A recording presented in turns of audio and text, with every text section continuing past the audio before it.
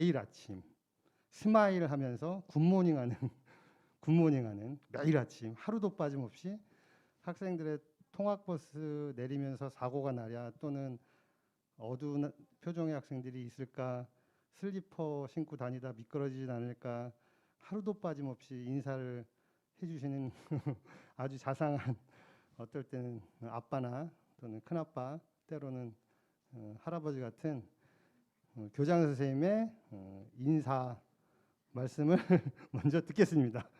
네, 박수로 환영해 주세요.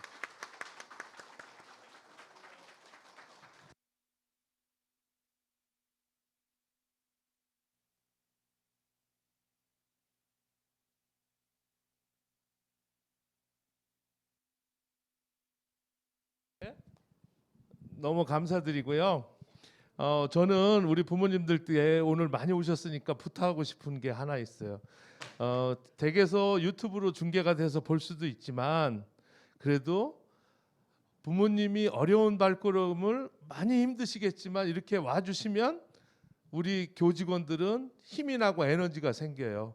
우리 부모님들이 이렇게 많이 관심을 갖고 지켜보고 있구나.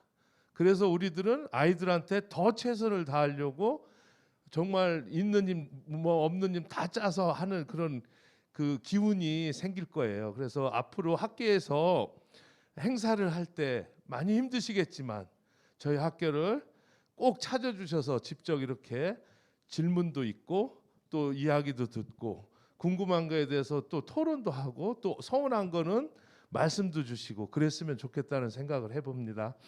그리고 이제 오늘 저를 처음 뵙는 분도 계시고 저희 학교에 대한 전체적인 흐름을 혹시 모르시는 분도 계실 것 같아서 우리가 제일 산적한 게 학교에 이렇게 뭐랄까 추첨을 통해서 용인 3개 고등학교가 정해지면 학교가 멀으니까 답답하고 힘들어하고 속상해하는 그런 부모님 학생들도 있었어요. 많이 현재도 그렇고 그런 어려움은 물론 지리적으로 그래서 어쩔 수가 없지만 저희가 그거에 상응하는 그 이상의 기쁨을 주기 위해서 전 교직원들이 봉사하는 마음으로 단순한 월급쟁이가 아니라 소위 말하는 그냥 교사가 아니라 정말 선생님으로서 역할을 하려고 노력한다는 거, 그거를 좀 알아주셨으면 좋겠고요. 저희가 통학버스가 2020년도에 등교 5대 했었어요. 그리고 하교가 3대였나 그랬어요. 3대. 근데 저희가 지금 등교가 양지까지 이제 다 커버가 되잖아요. 그래서 8대가 됐어요. 그러니까 3대가 늘어났어요. 그러면 5대에서 3대는 퍼센테이지로 치면 엄청난 거잖아요. 그리고 하교 버스도 마찬가지로 지금 5대로 늘어났어요. 그래갖고 지금 운영이 되고 있어요. 그래서 총 저희가 5대 분량이 늘어나서 아이들이 조금이라도 지금도 마찬가지로 힘들겠지만 그래도 학교는 아이들을 위해서 최선을 다하고 있다는 거 알아주셨으면 감사하고요. 그리고 그 기반에는 용인 시장님께서 저희에게 연간 4,300만 원 지원해 주시고 계시고요. 그리고 이제 그 저희 학교를 사랑하는 그 지자체 뭐 의원님이나 이런 분들께서 많은 지원을 해주셨어요. 그리고 또 우리 마을에 있는 기업에서 연간 3,900만 원 작년에 지원을 해주셨고요. 그리고 다음 주에 또 3,900만 원 지원을 해주신다고 연락이 왔어요. 마침 어제. 그래서 이제 그런 것들이 모아지고 우리 아이들은 그 승차권이 990원이에요. 시내버스 요금 기준에서 한번 생각해 보시면 알 거예요. 저희가 말씀드리고 싶은 거는 먼 것도 서러운데 버스비로 많이 내면 안 된다. 절대 1,000원 넘으면 안 된다. 제가 작년에 와서 한 얘기예요. 그래서 나름 별거는 아니지만 학교에서 세세한 것까지 신경 쓴다는 거 그거 기억해 주셨으면 좋겠고요. 뉴스식으로 간단하게 말씀을 드리려고 했는데 말이 너무 많아졌네요. 체육관에 의자가 없었는데 전자동 의자로 해갖고 양쪽에서 나오는 거 해갖고 1억 1천만 원 예산 받아갖고 이번에 공사할 거고요. 용인시에서 숲가꾸기 사업으로 6천만 원 받고 학교 예산 2천만 원 투입해서 8천만 원 갖고 계단 올라오는 오른쪽 입구에 도서관 앞쪽에 바닥 새로 싹 하고요. 오래돼 갖고 일어났거든요. 그리고 숲가꾸기 다 할 거예요. 이쁘게 할 거고요. 그리고 포고급하고 또 교육청하고 그리고 이 용인시하고 예산을 또 연합해서 받아갖고 우리 학교 들어오는데 겨울 되면 미끄럽잖아요. 아이들 데려다주다 많이 느끼셨죠. 염화칼슘 막 뿌리잖아요. 거기 열선도로 깔 거고요. 열선도로 깔기에 앞서서 아스팔트 공사까지 할 거예요. 그래서 총 1억 4천 정도 들어갑니다. 아마 여름 방학 정도에 공사 들어갈 것 같고요. 숲 가꾸기는 6월 중에 들어갈 것 같습니다. 그렇게 하고 저희 방송 시설 다 바꿨고요. 새 거로 전부 다. 그리고 이제 뭐 곳곳에 한 게 많아요. 그리고 공간 재구조 오늘 몇 분 돌아보셨죠? 어떠셨어요? 정말 좋죠. 어느 학부모님께서 국제학교 같다는 표현을 하셨는데 어디다 놔도 저 손색이 없어요. 그래서 아이들이 그 공간에서 정말 꿈과 희망을 마음껏 키울 수 있도록 저희가 더 노력할 테니까요. 아까 처음에 얘기한 것만 기억해 주세요. 이런 거 하시면 힘들어도 와주시는 자체만으로 저희가 힘이 납니다. 꼭 좀 부탁드리겠습니다. 감사합니다.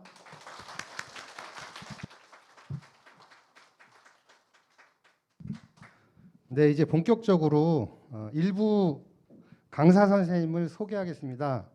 저희가 지금 1부는 입시 설명회, 2부는 작년도 우리 학생들 입시 실적 이렇게 두 부로 구성되어 있고요. 각 부가 끝날 때마다 질의응답 시간이 정해졌습니다. 자, 일부 강사 선생님은 분당 지역에서 오랫동안 3학년 담임과 또 3학년 부장을 역임하시고요. 작년에 우리 학생들의 최대 입시 실적을 거두는데 큰 기여를 하셨죠. 3학년 담임교사로. 올해는 교육과정 운영부장을 맡으시고요. 부모님들의 요청으로 인해서 마법 같은 입서를 입시 설명회를 소개해 주실 조교경 부장님을 소개합니다. 박수로 환영해 주세요.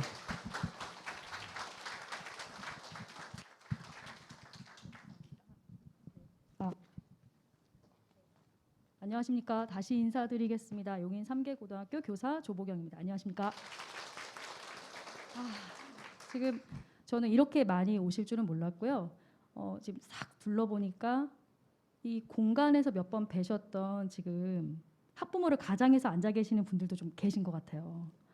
그래서 일단은 제가 이제 오늘 이렇게 귀한 시간 내주셔서 학교를 오셨는데 그래도 돌아가실 때에는 뭔가 학교에 대한 믿음 혹은 교육 과정에 대한 신뢰 이런 것들 그리고 아이들에 대한 어떤 격려와 응원이 필요하구나. 내일 아침에는 좀 더 맛있는 걸로 애들한테 좀 뭘 해줘야 되겠다 이런 생각을 좀 하고 돌아가실 수 있도록 좀 구성을 해봤습니다. 그럼 한번 시작을 해보겠습니다. 웃어주세요. 네. 제목을 제가 교육과정과 대입이라고 좀 거창하게 했는데 오늘 아침에 가만히 생각해 보니까 이거 이렇게 가지고는 조금 딱딱할 것 같다. 그래서 제가 뭘 쓸까 부제로 하다가 마법 같은 이야기라고 썼습니다. 그래서 아마 왜 마법 같은 이야기로 썼을까 하면 아마 돌아가시고 나면 향후 한 3일 정도는 자다가 벌떡 일어나셔서 제가 했던 말 때문에 까무라치게 웃을 수도 있습니다. 네, 네, 안 웃으시네요. 네, 그러면 이제 시작을 한번 해볼게요. 제가 제일 중요하게 생각하는 것은 강사 소개입니다. 지금 제가 여기 아까 전에 1시간 전에 먼저 왔었는데 저를 작년에 보셨던 학부모님께서 어머 선생님 이선희 닮은 선생님 이렇게 말씀해 주셔서 제 가슴이 착 이렇게 왔거든요.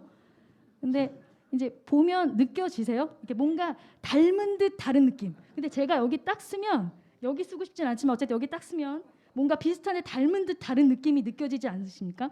그래서 제가 학교에서 근무할 때 학생들이 저한테 맨 처음에 뽀로로라고 했었는데 좀 이제 얘네들이 세대가 지나가니까 선생님 이선희 닮은 것 같아요 이렇게 말을 하고요. 제가 지난주에 수업을 하러 들어갔는데 앞에 있는 학생이 저를 보더니 선생님 뭘 닮은 것 같아요. 그래서 씩 웃어요.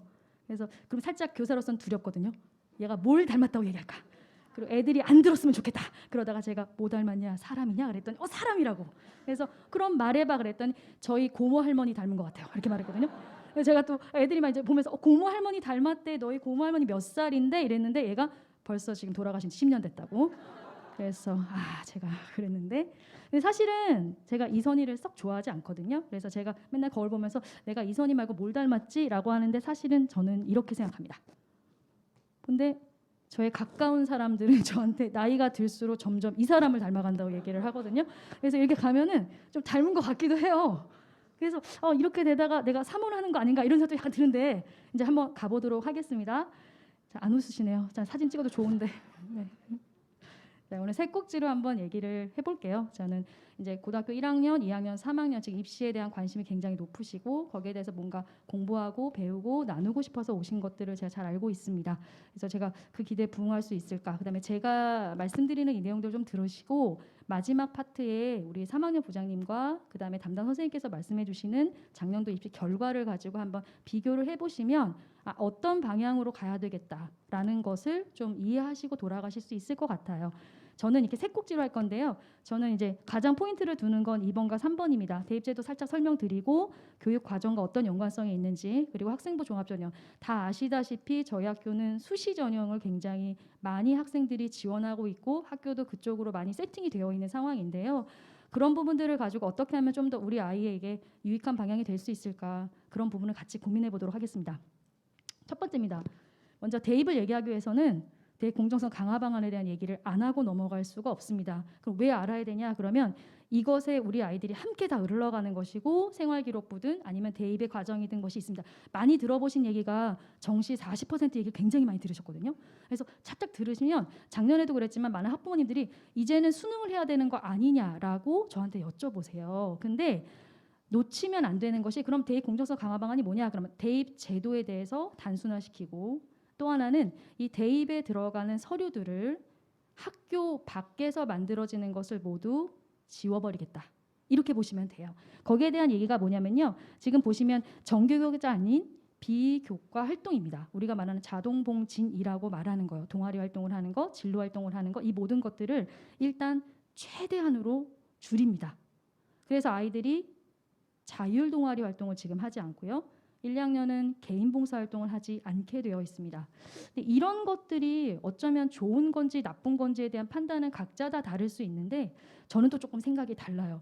이런 것들을 많이 축소시키면 학생들이 하는 활동이 굉장히 약화됩니다. 아이들이 굉장히 보수적으로 활동하거든요. 그러면 교사 입장에서 얘들아 우리 다른 봉사활동 해볼까? 다른 자율동아리 한번 해볼까? 새롭게 한번 경험해볼까? 라고 했을 때 아이들이 거기에 대해 반응이 별로 좋지 않습니다. 뭐라고 물어보냐? 선생님 이거 대학에 들어가나요? 이렇게 물어보거든요. 그러면 제가 설득하겠죠? 대학에 안 들어가지만 너의 적성과 흥미를 위해서 뭔가 해봐야 되지 않겠니? 그럼 애들은 no, 안 합니다. 근데 그거를 설득할 수 있는 과정이 대입 제도에 있는데 대입 제도에는 반영되지 않는데 아이들한테 시간을 내고 네 열정을 내서 이 활동을 해보자라고 얘기했을 때 생활기록에 들어가지 않는다면 이 활동 하고 싶지 않은 게 당연한 이치죠. 보시면 이런 게 있어요. 여기 보시면 대입 두 번째 보세요. 대입 전형 비율 조정을 할 때 서울 소재 16개 대학을 수능 위주로 40% 하겠다. 이미 작년에 달성되어 있습니다. 서울 소재 16개 대학이라는 건 우리가 흔히 다 아는 2호선 라인이거든요. 서울대도 쭉 내려가는 대학. 그런데 이런 대학의 수능 위주 전형을 딱 듣고 나면 수능해야 되는구나. 그다음 학교 활동 그냥 안 해도 되는구나. 대충 해도 되는구나. 나는 수능러니까. 정시러니까. 이렇게 애들이 이해하는 경우가 있는데 잘못된 것이라는 걸 말씀드리겠습니다. 넘어가 볼게요. 자, 이렇게 보시면 돼요. 2019년 11월 28일에 대입공정성 강화반이 발표됐거든요. 그럼 이게 어디에 영향을 주냐? 그럼 4년 후 2024년 4학년도에 입학하는 학생들에게 적용이 됩니다. 이해되시죠? 2019년에 발표된 건 지금 현재 고등학교 2학년 학생이 대학을 들어갈 때 완벽하게 구성이 됩니다. 그런데 그걸 하기 위해서 바로 2024년 들어가는 학생부터 땅 시작하는 게 아니라 향후 전에 3년 동안은 에피타이저처럼 조금씩 바뀌어가는 거거든요. 제가 지금 빼먹었는데 2022년도 이미 졸업생이거든요. 걔네들한테는 문제가 없었는데 23년도 지금 들어가는 고3 학생이죠. 이 학생들 같은 경우는 자율동아리 활동이 없습니다. 그렇죠? 애들이 30점만 쓸 수 있지 다른 걸 쓸 수가 없습니다. 그런데 보시면 여기 이런 게 있어요. 수상 경력 보세요. 교내 수상 학기당 한 건만 씁니다. 작년에도 그랬습니다. 2022학년도에 들어가는 학생들도 수상을 하나씩 고르는 신박한 경험을 했습니다. 저는 작년에 뭘 골랐냐면 아무리 뒤져봐도 수상이 없는 애들이 있었어요. 이거 어떡하지? 그럼 빈칸으로 들어갑니다. 그다음에 너무 많으면 골라야 됩니다. 그런데 올해도 마찬가지입니다. 이제 8월 달이 되면 3학년 1학기까지 수상한 기록을 바탕으로 개인별로 하나씩 선별하게 되어 있습니다. 자기가 지원한 학과나 계열에 맞춰서. 그런데 24년도에 완성된다고 하지 않았나요? 그러면 24년도에는 미반영됩니다. 학교에서는 수상 활동을 하는 게 좋을까요? 안 하는 게 좋을까요? 학부모님들. 그렇죠. 왜냐하면 학생들이 자유롭게 지원하고 그 안에서 뭔가 자신의 끼나 재능이나 이런 걸 발휘하면 이것이 대학에 반영이 되지 않는다 하더라도 자체에서 자기가 느끼는 자존감이나 어떤 우월감이 있거든요. 자기 인정의 욕구가 있거든요. 그래서 선생님들이 학기 초가 되면 2월 달이 되면 다 같이 모여서 무슨 고민하면 우리 교과에서 독서 활동 어떤 거 가이드라인 주지? 그다음에 아이들한테 우리 교과만의 어떤 역량을 보여줄 수 있는 잠재력을 보여서 어떤 수상을 계획하지? 이런 것들을 늘상 고민을 하시거든요. 그래서 학교는 방학 때 쉬지 않습니다. 2월 달에 선생님이 등교하시고 선생님들이 모여서 교과별로 협의회를 구성해서 어떤 독서, 어떤 수상, 어떤 활동을 하지를 늘 고민하시거든요. 밤새워서 고민하십니다. 그래서 지금 이렇게 된 거예요, 제가. 그런데 밤새워서 고민했는데 24년도부터는 쓰지 않습니다. 그럼 아이들은 그럼 보세요, 어머니. 생활기록부에는 수상 칸이 있고 독서 활동 칸이 있거든요. 그런데 이거가 있다고 하더라도 대학에는 반영이 되지 않으니 학생들은 여기를 그냥 뻥 뚫린 상태로 졸업을 하게 되는 거죠. 그럼 얘네들한테 활동의 반영경이 좀 많이 줄어든다라고 생각하실 수 있죠. 그러면 이제 보세요. 여기서 남는 게 뭘까요?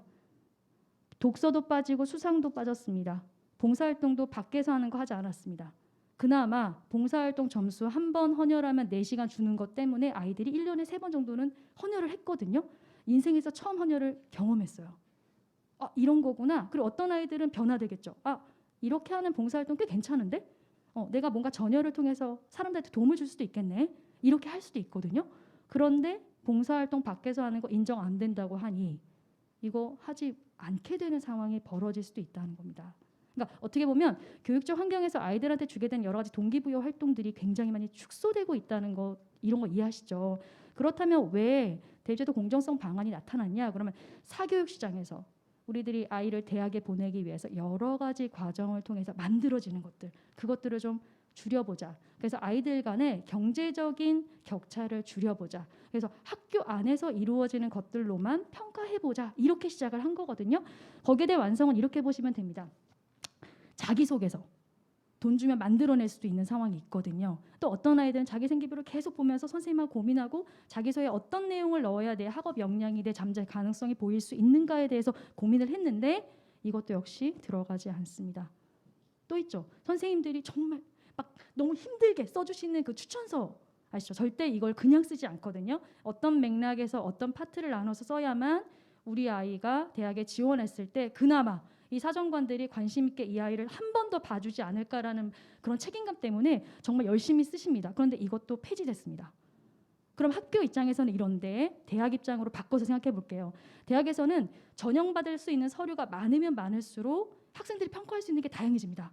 생기뿐만 아니라 이 친구에 대한 자기소개서 봤더니 얘가 이렇게 쓴 걸 보니까 어떤 활동에 학교에서 관심이 있었고 어떤 데 의미가 있었던 거구나 알 수 있거든요.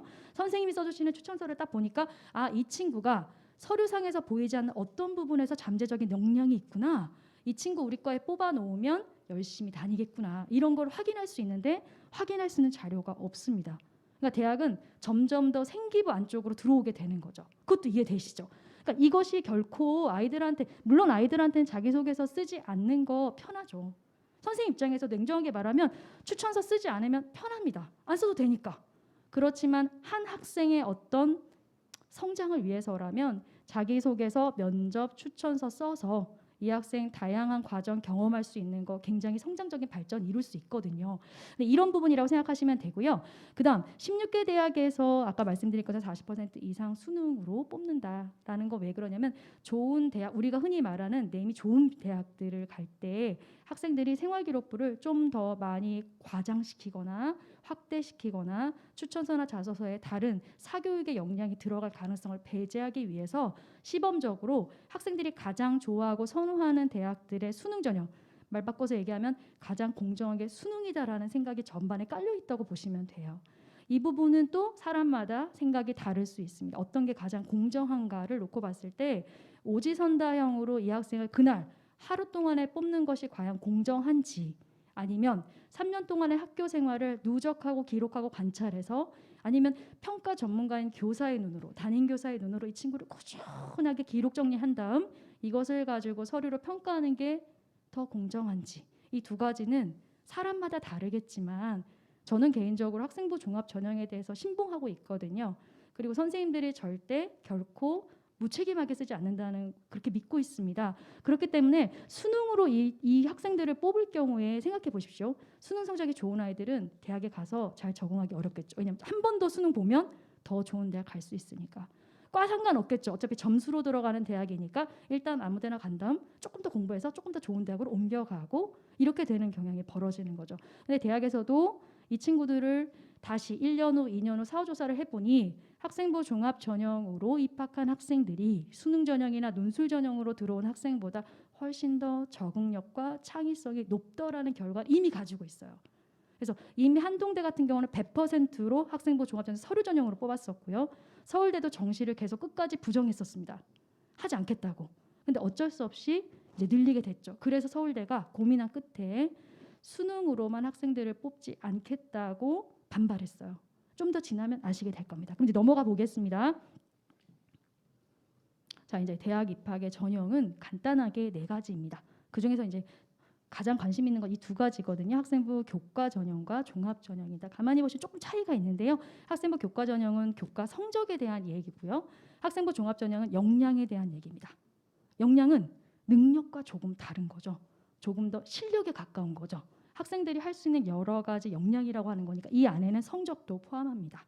그러니까 학생들이 교과에서 얻을 수 있는 성적 외에 그 교과에서 보여주는 이 친구의 역량적인 모습들, 활동적인 모습들을 다 누적한 것. 한마디로 서류겠죠. 생활기록부겠죠. 우리가 생활기록부를 잘 넘겨보시면 성적 바로 밑에 교과 세부 능력이라는 게 있거든요. 아시죠? 그 부분에 대한 내용들을 바탕으로 서류를 평가하는데 거기에는 교과 성적 외에 다른 부분들, 자동봉진이라고 불리워지는 다른 부분들도 이 친구가 들어갑니다. 출석도 들어갑니다. 대학 입장에서는 고등학교 3년을 성실하게 보낸 아이라면 대학에서 이 친구를 선발했을 때 여전히 성실하게 학교 생활을 해낼 거라고 믿겠죠. 이런 부분에서 학생부 종합전형에 대한 신뢰도는 굉장히 높습니다. 그리고 또 하나는 학생들이 입학해서 3년 동안 학교 생활을 할 때 자신이 원하는 진로 얼마나 고민이 많은지 아시죠? 애들이 하루 12번 더 꿈이 바뀌어요. 아침에는 자기 얼굴 보고 좀 기분 좋다 그러면 아이돌이 될까요? 이랬다가 오후에서 좀 밥 많이 먹다 선생님 이상한데 저 역도 선수가 될까요? 이렇게 한단 말이죠. 이렇게 꿈이 여러 번 바뀌는 이런 과정에서 그런 모든 것들을 기록으로 남기고 이 친구를 사후에 평가해 보는 것 이것이 학생부 종합 전형입니다. 그리고 학생부 종합 전형의 자리를 딱 잡으면 학교 생활이 정상화되겠죠. 3학년 2학기에 파행을 오는데지 말게 해달라고 계속 얘기하는 그것이 완전하게 익숙해지겠죠. 학생들이 그 시간에 책을 읽고 미래를 준비하고 하는 활동들이 되지 않을까요? 그런데 정시를 준비하는 학생들은 3학년에 가면 이런 부분이 있습니다. 선생님 저 수업 안 들어도 될까요? 그러면 저 물어보죠. 왜? 내가 네 고모 할머니 닮아서? 이렇게 물어봅니다. 그럼 아니요. 저는 정시 볼 거거든요. 그럼 제가 물어보겠죠. 왜 그런데? 왜 정시를 보는데? 그러면 학생들이 딱 이 말을 합니다. 제가 1, 2학년 때 개판 때렸거든요. 3학년 때 이거를 뒤집으려고 하니까 성적이 안 나와요. 그래서 전 정시를 보기로 했어요. 근데 이게 굉장히 앞뒤가 다른 말입니다. 정시를 딱 선택한 순간 사실은 자유로워지거든요. 애들은 수행평가에서 자유로워지고요. 학교의 일정에서 자유로워지고요. 그 다음에 변명할 거리가 생겨요. 대신 너무 깊은 수렁으로 빠집니다. 그렇기 때문에 그런 부분들을 일단 학부모님께서 잘 이해를 하시고 난 다음 학생들이 그렇게 갈등을 겪는 건 당연한 거예요. 왜냐하면 두렵기 때문이죠. 그래도 갈등을 한다는 건 본인에 대한 어떤 걱정을 하는 거고 그다음 본인을 잘 되짚어 봤을 때 뭔가 어느 부분에서 약간 구멍이 있다라고 생각하는 부분이 있기 때문에 만회하기 위해서 선택하는 장면이죠. 근데 선택이 잘못된 거죠. 그렇기 때문에 조금 더 한번 보겠습니다. 자, 2023년도 대입의 주요 특징인데요. 지금 여기 계신 학부모님들은 2023학년도에 대입을 경험하실 분도 있고 한 해가 더 있어서 2024학년도에 대입을 경험하실 수도 있고요. 25년도가 있을 수 있습니다. 그런데 제가 한꺼번에 다 설명을 드리는 이유는 2023년도도 쭉 그 흐름을 보셔야 돼요. 왜냐하면 대입이라는 게 우리 아이 하나만 대학을 가는 게 문제가 아니라 결정을 내는 게 아니라 사실은 도미노처럼 같이 움직이는 겁니다. 그래서 어떻게 흐름이 움직이는지를 알고 이해하셔야만 큰 그 관점을 가지고 우리 아이에게 좀 더 적합한 컨설팅을 해드릴 수 있는 거죠. 보겠습니다. 지금 보시면 2023학년도는 정시가 증가한 건 이해되시죠? 그런데 수도권이 증가한 거거든요. 그리고 비수도권은 수시가 증가했죠. 약간 뭔가 이상하거든요. 서울, 인천, 경기를 제외하고는 수시를 더 많이 뽑는다는 얘기입니다. 왜 그럴까? 한간에는 그런 말이 있습니다. 그 벚꽃이 피는 순서대로 대학이 문을 닫을 것이다. 왜냐하면 벌써 아이들이 수능, 저희 때만 해도 좀 나이가 나오네요. 제 때만 해도 수능 본다 그러면 애들이 66만 명이었어요. 한 반에 52명씩 있었거든요. 그렇죠. 이해되시죠? 그런데 지금은 이게 40만 명이 채 안 된단 말입니다. 그러면 대학의 인원은 정해져 있는데 입학하는 애들은 줄고 있어요. 그러면 학교가 문을 닫죠. 이런 일이 벌어지기 때문에 비수도권 쪽 아래쪽 지역에서는 어떤 일이 있냐면 수시에 아이들을 확보해야 됩니다. 안 그러면 이걸 구할 수가 없습니다. 문을 닫아야 됩니다. 그런데 그나마 수도권 같은 경우는 선택의 폭이 좀 있습니다. 그렇기 때문에 이걸 자유롭게 쓸 수가 있는 거거든요. 그 다음에 좀 한번 더 볼까요? 이제 수치로 한번 보겠습니다. 흐름을 보세요. 2022학년도와 23년도를 비교해서 보시면 수시와 정시가 이건 전체입니다. 전국구로 보세요. 보시면 수시와 정시가 움직임이 별로 없습니다. 그리고 수시가 많이 뽑습니다. 75%입니다. 보이시나요? 정시가 좁습니다. 이 좁은 문을 뚫고 들어갈 수 있을까 한번 고민해 보시면, 그리고 아이들이 이걸 본다면 10명에 2명이 되는 저 상황이 과연 나에게 유익할까? 이걸 한번 고려해 보셔야 되고요. 그 다음 하나 더 볼게요. 이제 이렇게 보시면 수도권과 비수도권을 나눠봤습니다. 나누면 작년과 올해를 비교해 보시면 수도권과 비수도권 가만히 보세요. 그러면 역시 수시가 많습니다. 보이시죠? 어떻게 가도 수시에 많이 뽑습니다. 왜냐하면 대학 입장에서는 성실한 학교 생활한 아이들 뽑는 게 더 유익합니다. 그리고 그게 결과적으로 봤을 때 훨씬 더 적응력이 좋더라는 걸 이미 걔네들이 알고 있습니다. 매년 조사를 하거든요. 그렇기 때문에 올해 정시가 40% 이상이니까 지금은 정시가 대세인가 보다 라고 말하는 건 사실은 함정이 있다는 거를 조금 생각해 두셔야 된다는 거예요. 자, 그다음에 교과와 종합을 한번 비교해 보겠습니다. 아까 말씀드릴 때 학생부 교과는 성적이라고 했습니다. 우리가 학교에서 흔히 말 등급인 거죠. 몇 등급이지? 이렇게 말하는 거예요. 그런데 학생부 종합은 등급 말고도 다른 게 있습니다. 등급이 좋은데 수업 시간이나 수행평가에 열심히 참여하지 않은 학생이 있을 수 있고요. 등급은 조금 떨어지는데 그 교과에 대한 열정이 너무 높아가지고 혼자 막 공부하고 재밌어하고 학교 수업에 막 발표하고 이런 애들이 있거든요. 그래서 이거를 단순히 성적으로만 볼 수가 없는 거예요. 그래서 대학에서는 성적이 조금 떨어지더라도 이 아이가 그 교과에 대한 열정을 가지고 역량을 높이고자 하고 옆으로 넓어져서 교과에서 책도 읽고 동아리도 구성하고 거기에 관련된 봉사까지 한다면, 그렇다면 내가 성적만 좋은 아이보다는 이쪽에 있는 아이를 뽑는 게 훨씬 더 우리 학과에서 이 친구가 보여줄 수 있는 기대치가 높아지겠구나라고 하는 걸 안다는 거죠. 근데 보시면 이 교과가 보세요. 교과가 꽤 작지 않습니다. 올라갑니다. 그러니까 학교 성적을 등한시할 수 없다는 거죠. 우리가 학생부 종합의 또 다른 함정이 뭐냐면 성적 조금 떨어져도 활동 많이 하면 되지 이렇게 말하는 사람들도 있거든요. 그건 아니에요. 역량을 충분히 갖춘 상태에서 거기에 준하는 활동들을 할 것, 이게 기본입니다. 그래서 학생들이 비교과 활동에 에너지를 좀 자꾸 쏟으려고 할 때는 선생님들이 이렇게 말씀하세요. 무조건 공부 먼저 해. 그게 먼저야. 그리고 공부하다 보면 깊이가 생기고 그럼 활동에 대해서는 좀 더 심화된 걸 할 수가 있어. 이렇게 말씀을 하시거든요. 그래서 한 번 더 넘어가 볼게요. 자, 학생부 종합 전형만 제가 체크를 이렇게 해놨습니다. 보시면 비수도권과 수도권을 비교해 보십시오. 어떻게 말해도 결국 강세는 학생부 종합 전형이다. 말로만 들을 때보다 수치로 딱 보시면 학생부 종합 전형이 왜 매력적인지 알겠구나. 기회가 많고 그리고 다양하게 쓸 수가 있구나. 꼭 수도권에만 집중하지 않아도 내 아이가 좋아하는 학과가 있다면, 지원하고 싶어하는 계열이 있다면 어디든 가서 보낼 수 있겠구나라는 생각을 일단 하시면 좋거든요. 이제는 학교의 네임보다는 그 아이가 원하는 학과에 진학할 수 있는지가 더 중요한 세상이 됐어요. 그리고 기왕이면 본인이 좋아하는 공부를 해야만 자존감도 높아집니다. 이제 더 이상 옛날처럼 학교를 가지고 얘기를 하는 건 이제는 아니라는 거죠. 그래서 아이들도 고등학교 1학년만 들어가면 고민합니다. 내가 뭘 좋아하지? 끝없이 고민해요. 뭘 해야 되지? 그리고 그것 때문에 상담을 합니다. 선생님, 제가 뭘 좋아하는지 모르겠어요. 이렇게 고민을 하거든요. 근데 그걸 찾아가는 과정이라고 생각해야지 그걸 한순간에 어떤 걸 좋아하는지 너 집에 와서 생각해와 이렇게 하면 안 되는 거죠. 가보겠습니다.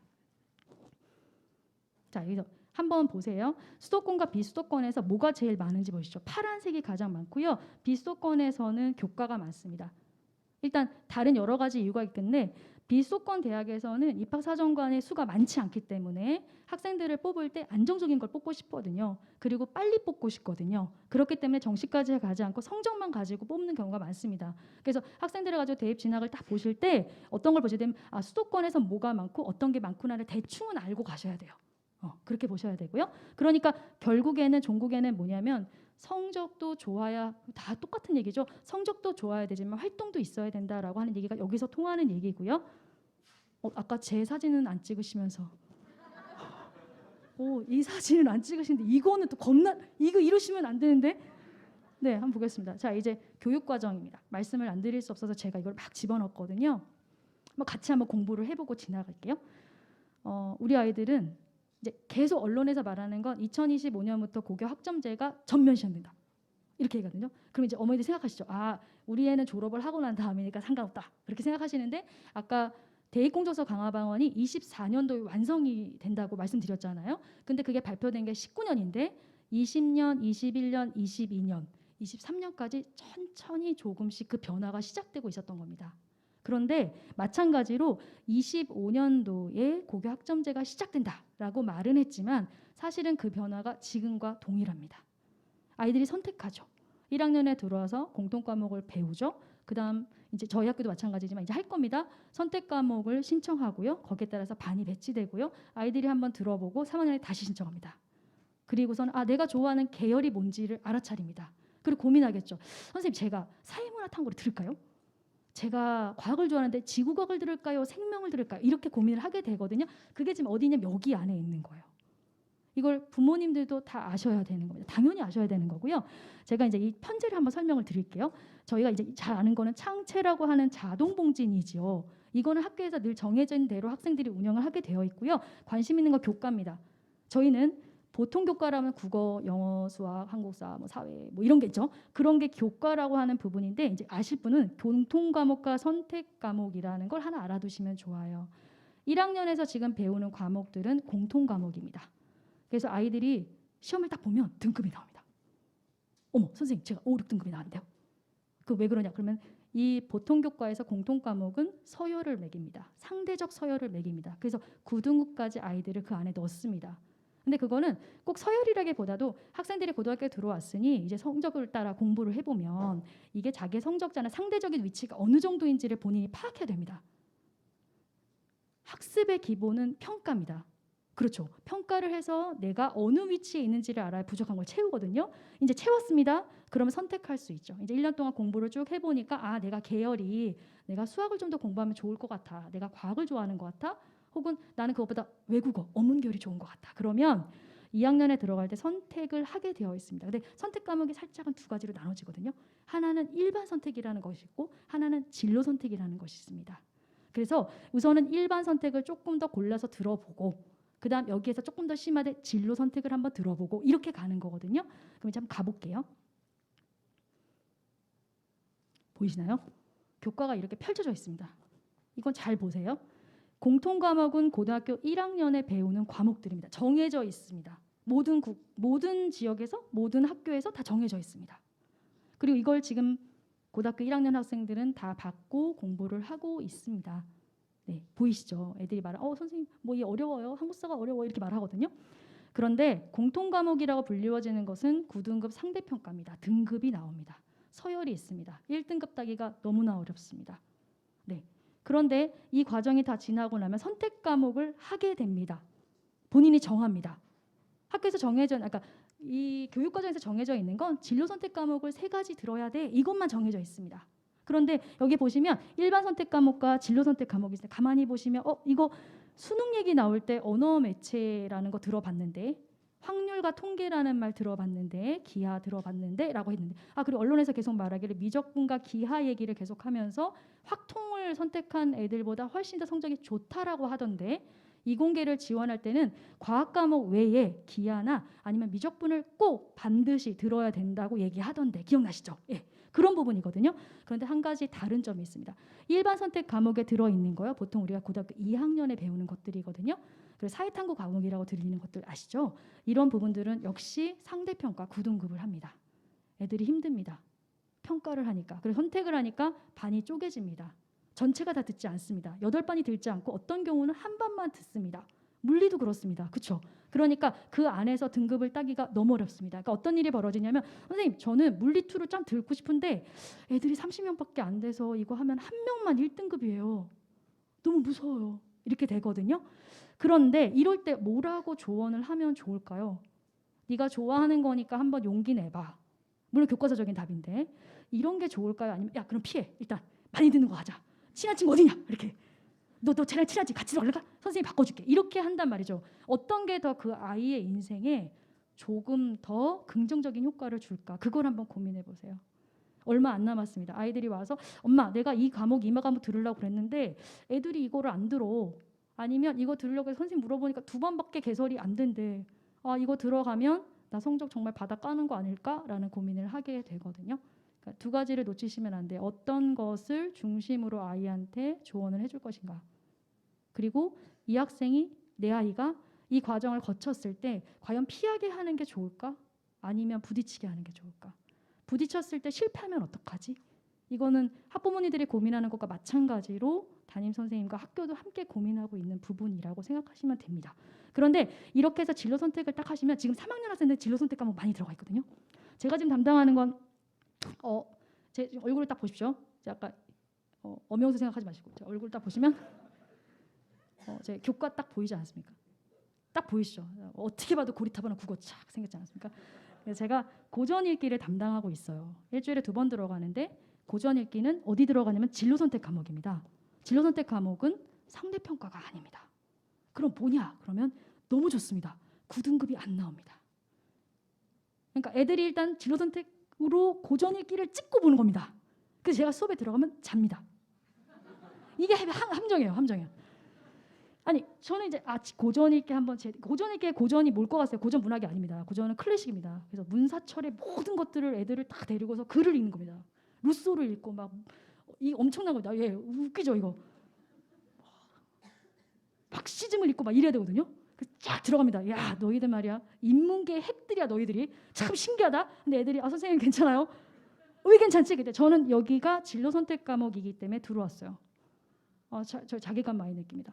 그래놓고 슬퍼하는데 앞에 있는 애가 선생님 고모할머니 닮았어요? 우리 고모할머니 10년 전에 돌아가셨는데 이렇게 말하면 죽을 것 같아요. 그런데 보세요.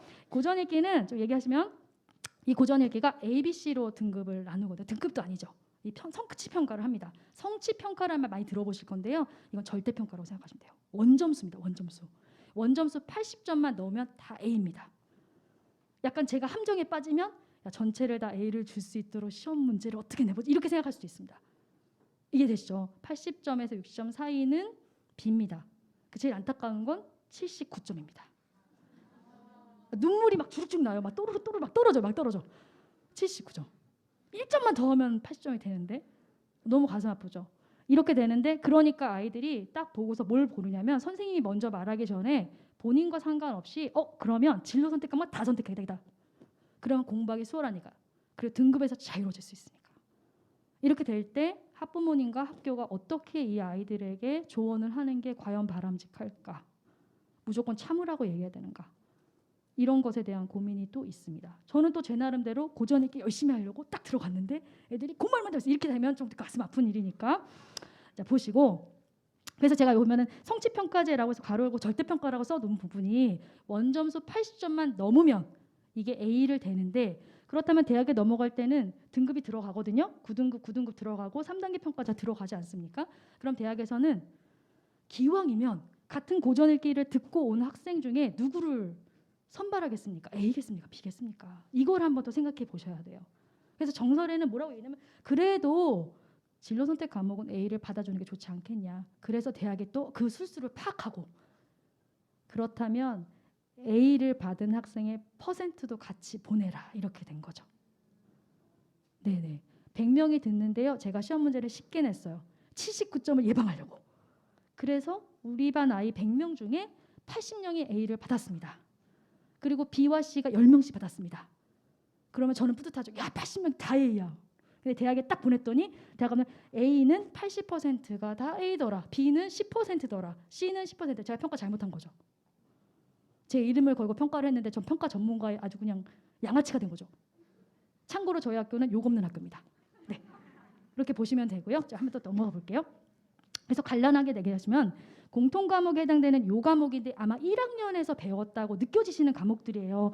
얘네는 상대평가입니다. 그러니까 1학년 딱 들어왔는데 학교 아직 모르고 어리버리한데 등급을 딱 받아놓으니까 슬픈 거예요. 이런 등급 내가 받아본 적이 없거든요.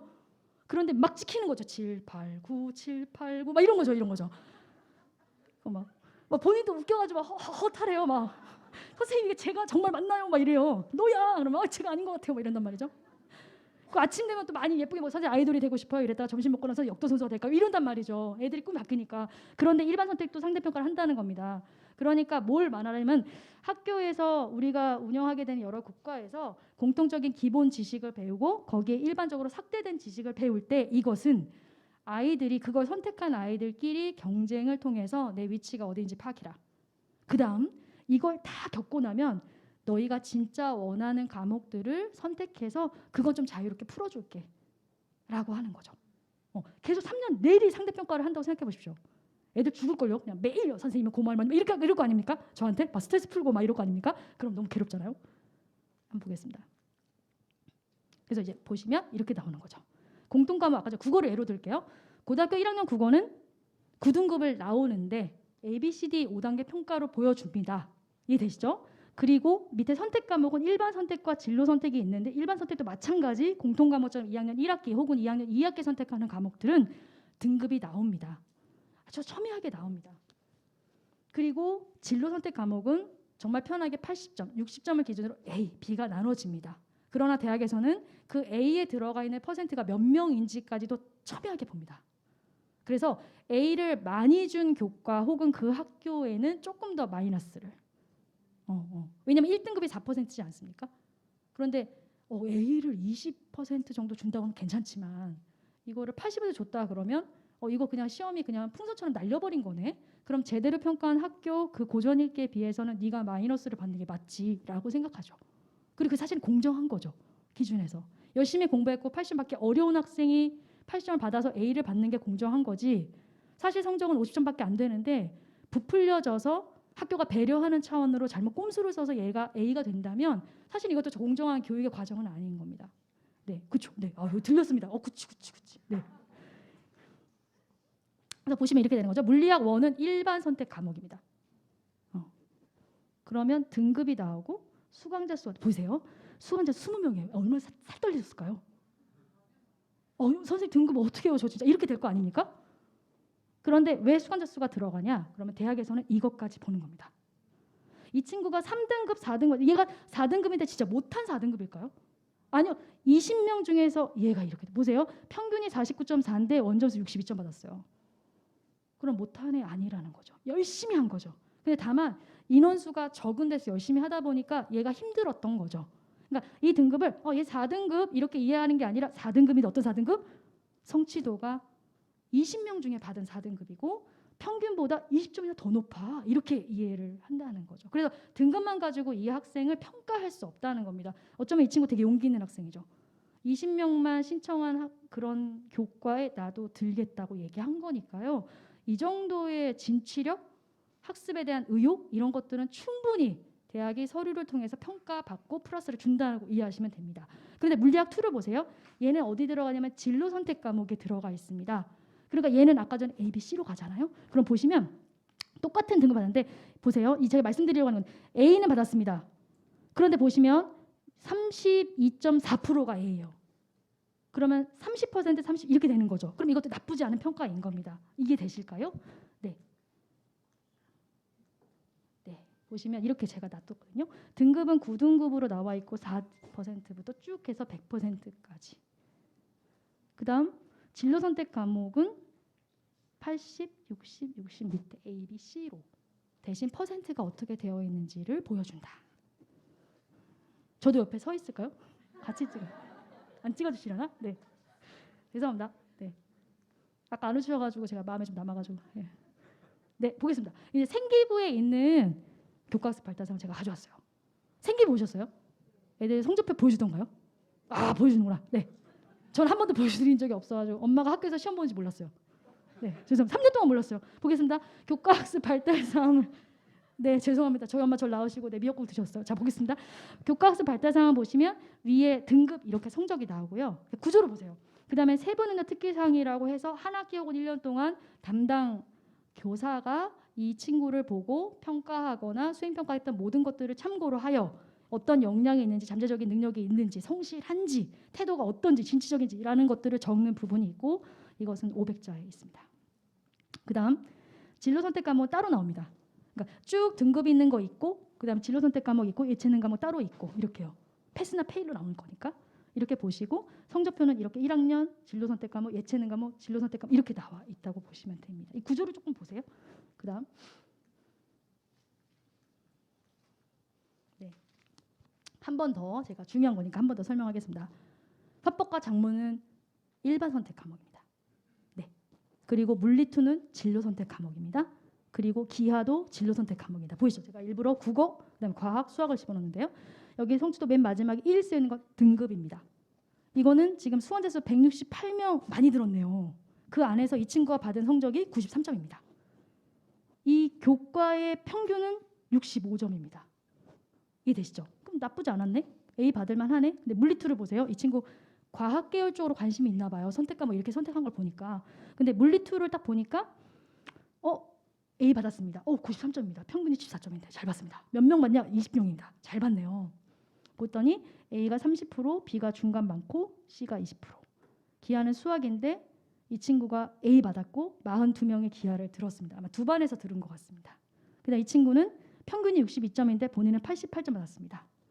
A는 23%입니다. 그러면 물리투랑 기하를 비교해 보세요. 똑같은 A인데 하나는 30%고 하나는 23%입니다. A 받기가 기하가 조금 더 어려웠을 가능성이 있죠. 우리가 그렇게 이해할 수 있다는 거죠. 그래서 아이를 딱 놓고 야, 너 88점 이 점수니? 이렇게 하시면 안 된다는 거예요. 잘 봤구나. 이렇게 하셔야 되는 거죠. 그래서 진로 선택 과목의 성취도는 이게 대입으로 진로가 되고요. 그런데 이제 우리가 두 가지 나눠지거든요. 자연 계열에 관심 있는 아이들은 선택 과목에 굉장히 예민해요. 미적분을 들을까? 아니면 기하를 들을까? 수학과 탐구를 들을까? 이런 얘기를 하고요. 근데 인문 계열은 보시면 선택 과목 제한이 없습니다. 혹시 기분 나쁘신가요? 왜 제한을 안 주냐? 듣게 해달라. 고전일기 꼭 듣게 해달라. 저 사람 고말만 잡았는데 이렇게 생각하실 수 있잖아요. 그런데 인문 계열의 선택 과목 제한이 거의 없는 이유는 이렇게 생각하시면 돼요. 융합입니다. 인문은 넓고 멀리까지 알게 되면 깊이가 생깁니다. 그런데 이공계는 전혀 다릅니다. 성격이. 얘네들한테 넓고 깊게 공부하라면 울어요. 얘는 어떻게 하냐면 좁고 깊이 가야 됩니다. 내가 관심 있는 분야에 몰입해서 막 덕후처럼 막 파고들어야 됩니다. 매일 이걸 해야 됩니다. 전 어떤 애도 봤냐면은 한 3년 전인가 이 친구가 우리 반 아이들인데 이과 반 아이들이거든요. 근데 이 친구가 생명과학에 관심 있는 애들이 똘똘 뭉친 거예요. 생명 2를 선택한 아이들이라서 동아리를 만들고 자율 동아리 만들지 않습니까? 매일 보면 뭘 하냐면 얘네들이 쥐를 해부하고 있고 소 누나를 가서 만지고 있고 막.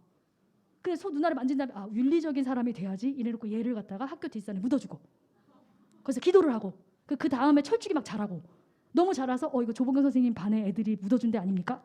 정말 많은 철쭉이 자라서 선생님들 가서 사진 찍고 이렇게. 그게 뭐냐면 아이들이 원하는 방향으로 본인들이 주도적으로 뭔가 활동을 했다는 얘기거든요. 그렇기 때문에 이 자연계열 아이들은 굉장히 선택 과목을 통해서 본인이 확장되거나 심화돼서 깊이 들어가는 거, 이 경험을 반드시 해야 됩니다. 그런데 인문계열 학생들은 인문계열이기 때문에 등한시하는 게 아니라 얘네들은 넓게 봐야 돼요. 사회과학도 넓게 봐야 되고 인문도 열심히 읽어야 됩니다. 그렇기 때문에 제한을 두지 않습니다. 네가 가능하다면 학교 안에서 다양한 거 선택하고 그 안에서 공부하고 학습해. 그게 대학에 들어오면 반드시 걸음이 된다. 이렇게 이해하시면 돼요. 가보겠습니다. 근데 이거는 고민이 되죠. 수학 선택 과목에 따른 유불리. 이과가 문과를 침공했다 이런 말까지 있고요. 이게 잘못된 거 아니냐? 어떡하냐?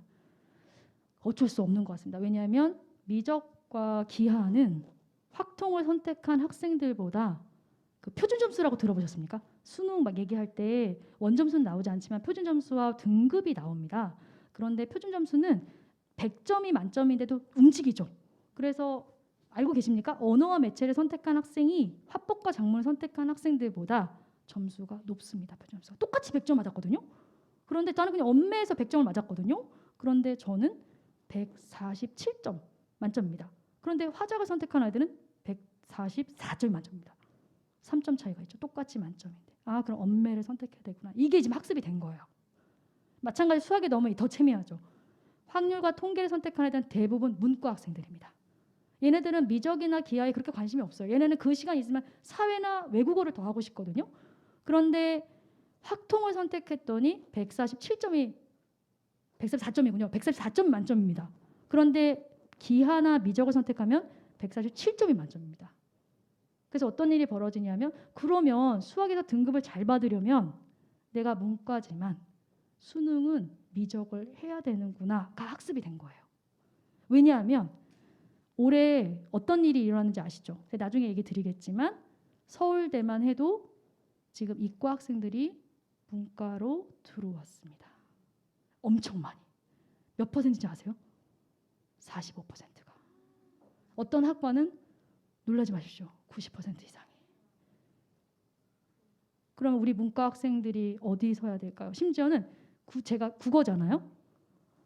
한번 생각해 보세요. 제가 물리 전공하려는 애랑 저랑 같이 서 있으면 말이 될까요? 저 막 막시즘 얘기하고 막 어떻게 얘기하고 그러는데 그런데 서울대 국어교육과가 정시에 10명을 뽑았거든요. 근데 이거는 문이과 다 열어놨어요. 다양하게 선택하라고. 그럴 수 있죠. 원래 문이과 통합이 우리 수능이 가는 방향이니까. 정시에 최초 합격이 5명이 이과 학생이었습니다. 영어교육과 10명 뽑거든요. 정시에 6명이 미적과 기하를 했던 학생이 최초 합격입니다. 지리교육과 전혀 지리에 관심 없을 것 같은데 6명 뽑았는데 5명이 다 이공계 학생들이었습니다. 지금 이런 일이 비일비재하다는 거죠. 심지어 심리학과가 지금 계속 뜨고 있거든요. 서울대 심리학과 지금 너무 인기가 좋아졌는데 서울대 심리학과 왜 떴냐 그랬더니 방송이 너무 많이 나왔어요. 왜냐하면 90%가 다 이과 학생들입니다. 한 명 빼고 전부 다 이과였어요. 이렇기 때문에 문제가 되고 있다고 생각하시면 되고요. 자, 이렇게 보시면 돼요. 선택을 한다. 국어는 합법과 작문, 언어와 매체 중 하나를 선택하고 그다음 이제 수학은 선택이 3개인데 대부분은 확률과 통계를 공부하는 학생들이 문과 학생들이 가능성이 높다. 그리고 미적과 기하는 이과 학생들이다. 그래서 대학에서는 이공계 학생들을 뽑을 때 자, 수능에서는 미적과 기하 중에 하나를 보고 와야 돼. 이렇게 말을 하거든요. 그렇게 이해하시면 됩니다. 그리고 상대평가입니다. 근데 수학이 지금 상대평가에 난리가 난 거죠. 이런 말도 있습니다. 지금 1등급, 수학 1등급, 문과 통합해서 1등급 학생이 그럼 과연 몇 퍼센트가 문과 학생일까? 확률과 통계를 만점 받아서 1등급이 되는 몇 명일까? 그랬더니 반대 결과 나왔어요. 90% 이상의 이과 애들이 1등급에 포진해 있습니다. 근데 실제로 뚜껑을 열어보면 95%가 될 거라는 얘기도 있어요. 네, 너무 괴로운 것 같습니다. 자, 이렇게 성적표가 나옵니다. 보실 건 뭐냐면 네, 여기 들어가고 싶은 충동이 막 같이 찍어다 보세요. 여기 보면 등급 보이시죠? 등급 1등급, 2등급 이렇게 보이시지 않습니까? 그러면 등급은 어디서 써먹는 거냐 하면 수시에 써먹습니다. 우리가 수시에 수능이 뭐 3합이 7이다, 뭐 2합이 5다 이런 얘기하는 건 등급의 합입니다. 등급은 몇 개냐면 9개가 있습니다. 그렇죠? 그런데 위에 표준 점수와 백분위를 언제 쓰냐? 아까 말씀드렸죠. 표준 점수는 100점이 아니라 이게 성적 시험의 난이도에 따라서 144점도 되고 149점도 될 수 있다. 1점씩이라는 거 이해되셨죠? 그러면 표준 점수하고 백분위는 어디에 써먹냐? 그럼 얘는 정시에 씁니다. 그러니까 어려운 겁니다. 왜냐하면 등급은 9개로 나눠지니까 그나마 좀 융통성이 있을 수 있는데 이건 빼도 박도 못하죠. 128점, 127점, 126점 이렇게 가는 거니까요. 그리고 마찬가지 백분위도 상대 서열을 쫙 내려놓은 다음에 1부터 100까지를 나누는 거 아닙니까? 그러면 아이들이 어디 전형에 지원하는 것이 훨씬 더 이런 경쟁에서 조금 더 유리할 수 있는가를 생각해 보면 등급을 써먹는 게 나을까? 표준 점수와 백분위를 쓰는 게 나을까? 합리적으로 좀 판단이 되실 거라는 거죠. 네, 그러면 동의하셨으니까 넘어가겠습니다. 네, 한번 웃고 지나갈까요? 안 웃으시는군요. 네. 시카고 대학에서요. 2010년도에 300페이지짜리 책을 냈는데 거기에 걔네들이 발견한 수메르인의 어떤 일상이 있었어요. 뭐가 있냐면 아버지가 말하죠. 야, 학교 끝나면 밖에 싸돌아다니지 말고 집에서 숙제 좀 할래? 형은 잘하는데 넌 도대체 왜 그러지? 아빠 말 듣고 있니? 어디 보니? 어디 보니? 이렇게 된 거죠. 애가 멍하니 밖에 보고 있으니까. 그래서 아들 듣고 있어요. 그랬더니 야, 너 내 얘기 듣고 있니? 그럼 말해봐. 앞으로 어떻게 되니? 그랬더니 말. 야, 아빠 말 다시 따라해봐. 그랬더니 따라해보라고. 이렇게 되는 거죠. 그래서 아버지가 밑에는 제가 생략돼 있는데 뭐라냐면 야, 세상이 말세다. 애가 이렇게 말을 안 듣냐 이런 거거든요. 언제나 사춘기는 모든 걸 이기죠. 갱년기도 이기고 모든 걸 다 이깁니다. 무섭습니다. 사춘기 둘 있다. 그럼 난리가 나요 집에서. 그죠? 와, 이렇게 생각하시면 이거 오늘 웃을 포인트가 잘 있었는데 안 웃으시네. 네. 네, 보겠습니다. 이 얘기 드릴게요. 정신문과 아까 드렸던 얘기거든요. 제가 믿지 않으실까봐 자료를 가지고 왔습니다. 보이시죠? 일부 문과 학생은 90%가 이과생. 절대 와서는 안 되는 아이들이고, 그런데 수학을 문이과 함께 가르치자니까 성적을 같이 통합해서 내다 보니 당연히 문과 아이들이 상위권에 레벨 되는 게 맞죠. 그러니까 문과 아이들이 이게 더 선택지가 좁아지는 결과가 된다는 거죠. 그리고 어쩌면은 내가 가고 싶은 학과는 문과 성향인데 성적을 잘 받기 위해서 이과 공부를 해야 되는 약간 이런 상황이 벌어질 수도 있다는 걸 보시면 모든 대학이 다 지금 이렇게 벌어지고 있다는 거죠. 이걸 어떻게 해야 될까요? 넘어가 보겠습니다. 근데 대학에서는 어떻게 반응할까요? 이과 아이들이 문과로 들어오는 거. 물론 어디를 제일 많이 하면 경영이나 경제를 많이 가거든요. 그러면 대학도 싫어하면 너무 좋겠어요. 그렇죠? 대학이 좋아요. 왜 좋아하냐면 이공계 아이들이 경영경제학과로 들어오는 건 바람직합니다. 왜냐면 얘네가 쓰는 도구가 미적분이니까. 그래서 들어오면 좋지. 우리 학과에서 네가 더 길게 갈 수 있으니까. 문과 애들을 미적 가르치는 것보다 너가 들어오는 게 낫겠다. 괜찮은데? 한번 두고 볼까? 이렇게 보는 거고요. 또 하나는 뭐냐면 이공계 아이들이 인문계학과로 지원해서 들어와서 다니면 아직 결과는 안 나왔지만 융합적인 인재가 될 가능성도 있다고 생각하는 겁니다. 다양하게 깊이 있는 공부했는데 거기에 문과적인 성향까지 갖추면 앞으로 세상이 원하는 융합적인 인재가 될 수도 있겠네 라고 생각을 하기 때문에 대학이 약간 이거 나쁘지 않을 수도 있겠다. 또 하나 반대편에서는 뭐라고 하냐면 얘네들이 과연 우리 과에 적응할 수 있을까? 국어 교육과에 적응할 수 있을까? 영어 교육과에 적응할 수 있을까? 혹시 내년에 얘네들이 반수하거나 자퇴하면 어떡하지? 그래서 적응을 못하면 어떡하지? 학교를 계속 바꾸면 어떡하지? 라는 게 이제 얘네들이 가지고 있는 고민인 거죠. 자, 또 보겠습니다.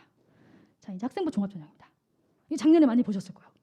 이 네잎크로바 가지 않습니까? 이렇게 네잎크로바 또 안 오시는군요. 네, 괜찮습니다. 괜찮습니다. 오늘 안 오는 날로 제가 전 괜찮아요. 상처 안 받았겠어요? 자, 보겠습니다.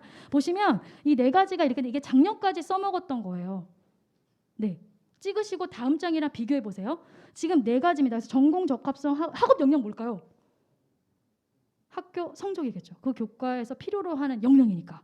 그다음에 전공 적합성에 지금 이 왜 뭐 때문에 바뀌었냐면 이 전공이라는 말 자체가 주는 느낌 때문입니다. 전공, 학과 이렇게 되는 거죠. 작년에 저희 반 아이 중에 의류 직물학과 가고 싶어하는 아이 있었어요. 그래서 어느 날 뜨개질을 갖고 왔더라고요. 고3인데. 너 지금 뭐하니? 그랬더니 뜨개질 하려고요. 왜? 그랬더니 전 의류 직물학과 가야 되니까요. 왜? 그랬더니 선생님 전공 적합성에 그걸 말해주고 있잖아요. 뭘 말해주니? 뜨개질 하는 거. 가자 말이야 이렇게 듣거든요. 그러니까 이게 그만큼 오해를 준다는 거죠.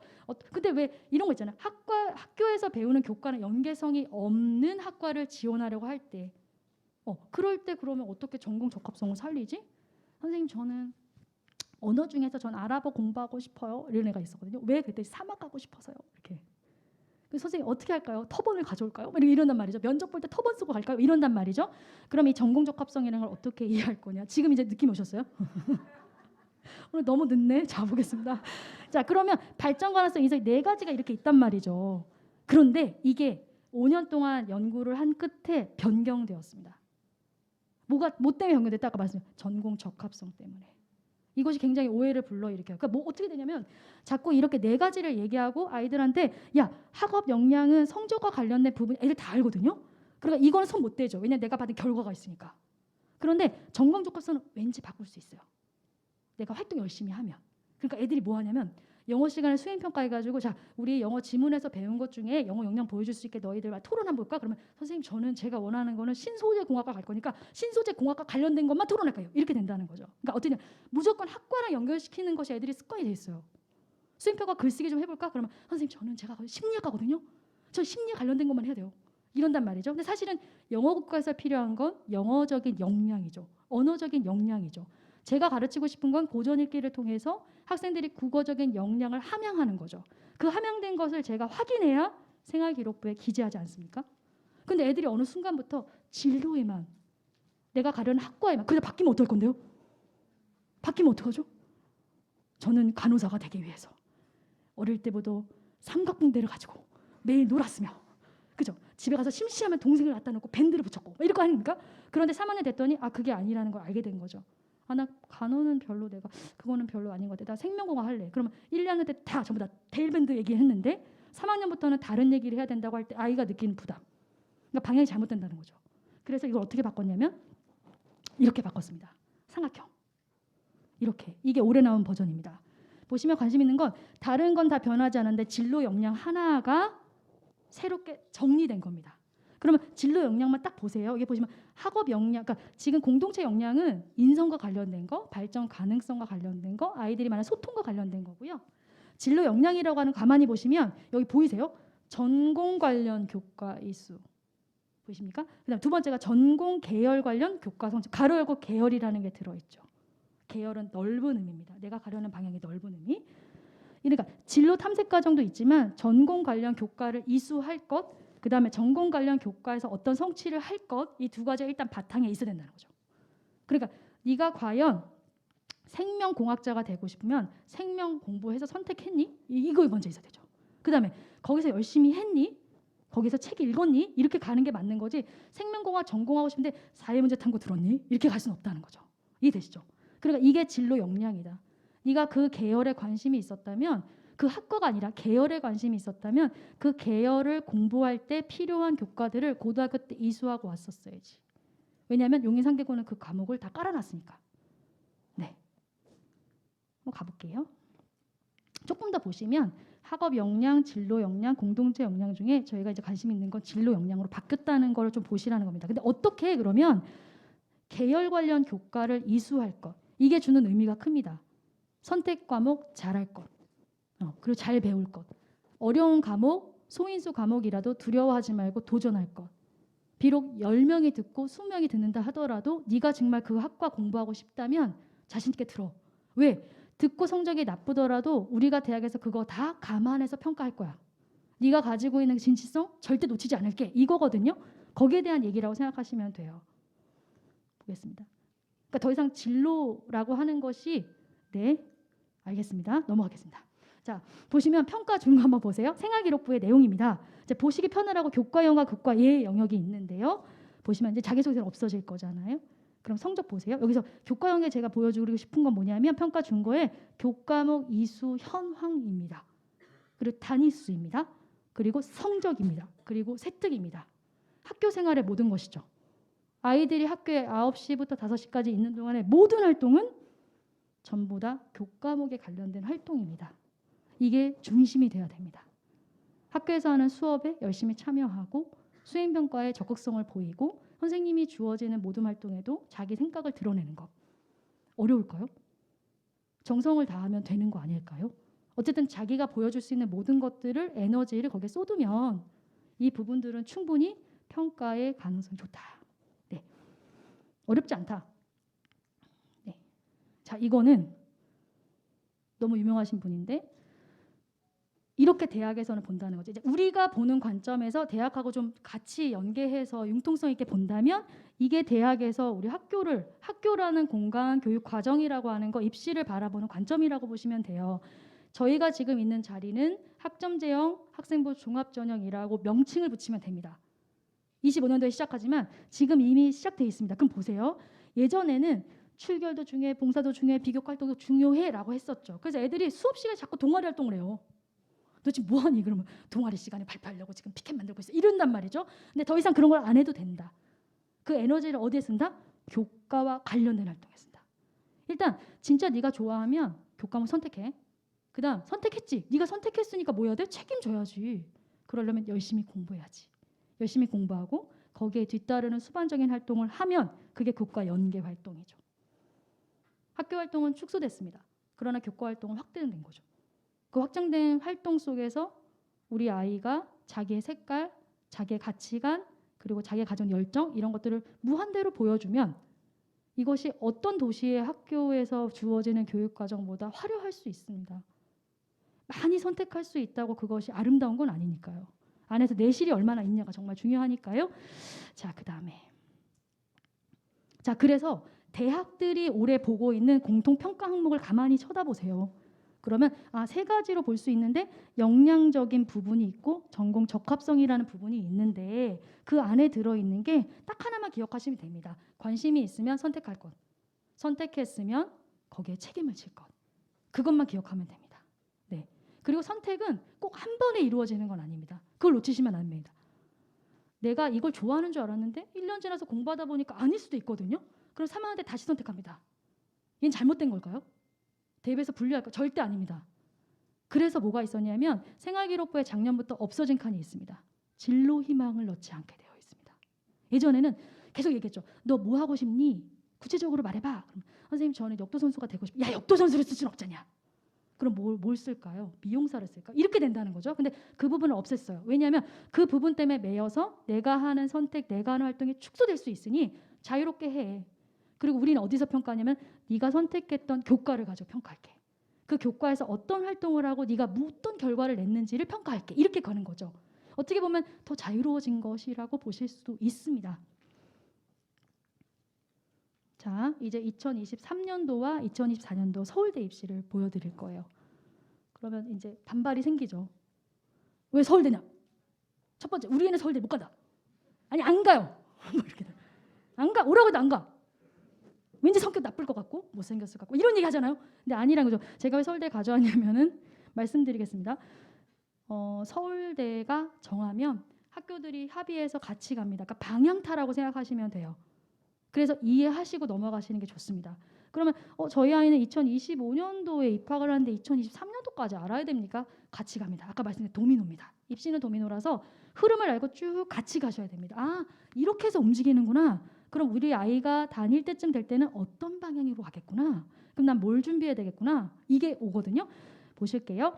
서울대 교과기수 기준입니다. 가만히 보시면 교과기수 1하고 2가 있거든요. 그래서 탐구랑 교양에서 어떻게 되냐 몇 과목 선택하라는 거예요. 간단합니다. 탐구는 사회과학이나 과학 과목에서 사회는 6과목 듣는데 사회에서 3, 과학에서 3은 들어라. 이거 어렵지 않습니다. 왜냐하면 학교에서 다 선택하게 되어 있거든요. 근데 보시면 수학은 일반 선택, 아까 일반 선택 기억나시죠? 그 9등급으로 나눈다고 했던 거. 근데 진로 선택은 아까 A, B, C로 나누고 등급 없다고 했던 거. 그러면 일반 선택 4개를 선택하든지 아니면 일반 3개의 진로 하나를 선택하든지 해라 이거거든요. 그러면 대학에서 뭐라고 했냐면 2023년도 서울대는 교과이수 기준 1과 2를 밑에 보시면 갖추고 있기를 바랍니다. 그리고 단 만약에 수학에서 이렇게 조건을 줬는데 내가 못 들었다, 이수를 못했다 하더라도 지원은 가능합니다. 단 평가는 우리가 합니다. 그 맥락을 이해하셨나요? 1과 2를 주겠습니다. 이걸 이수하시면 좋고요. 근데 이수를 안 해도 지원하는 데는 무리가 없습니다. 그런데 여기에 지원하는 애들은 대부분 이 조건을 다 갖춘 아이들입니다. 대학에서는 우리 학과에서 공부를 하려면 이 정도의 기초적인 것은 공부하고 왔으면 좋겠다라고 얘기하는 부분이에요. 그러니까 이걸 기준을 맞춰야 된다는 거죠.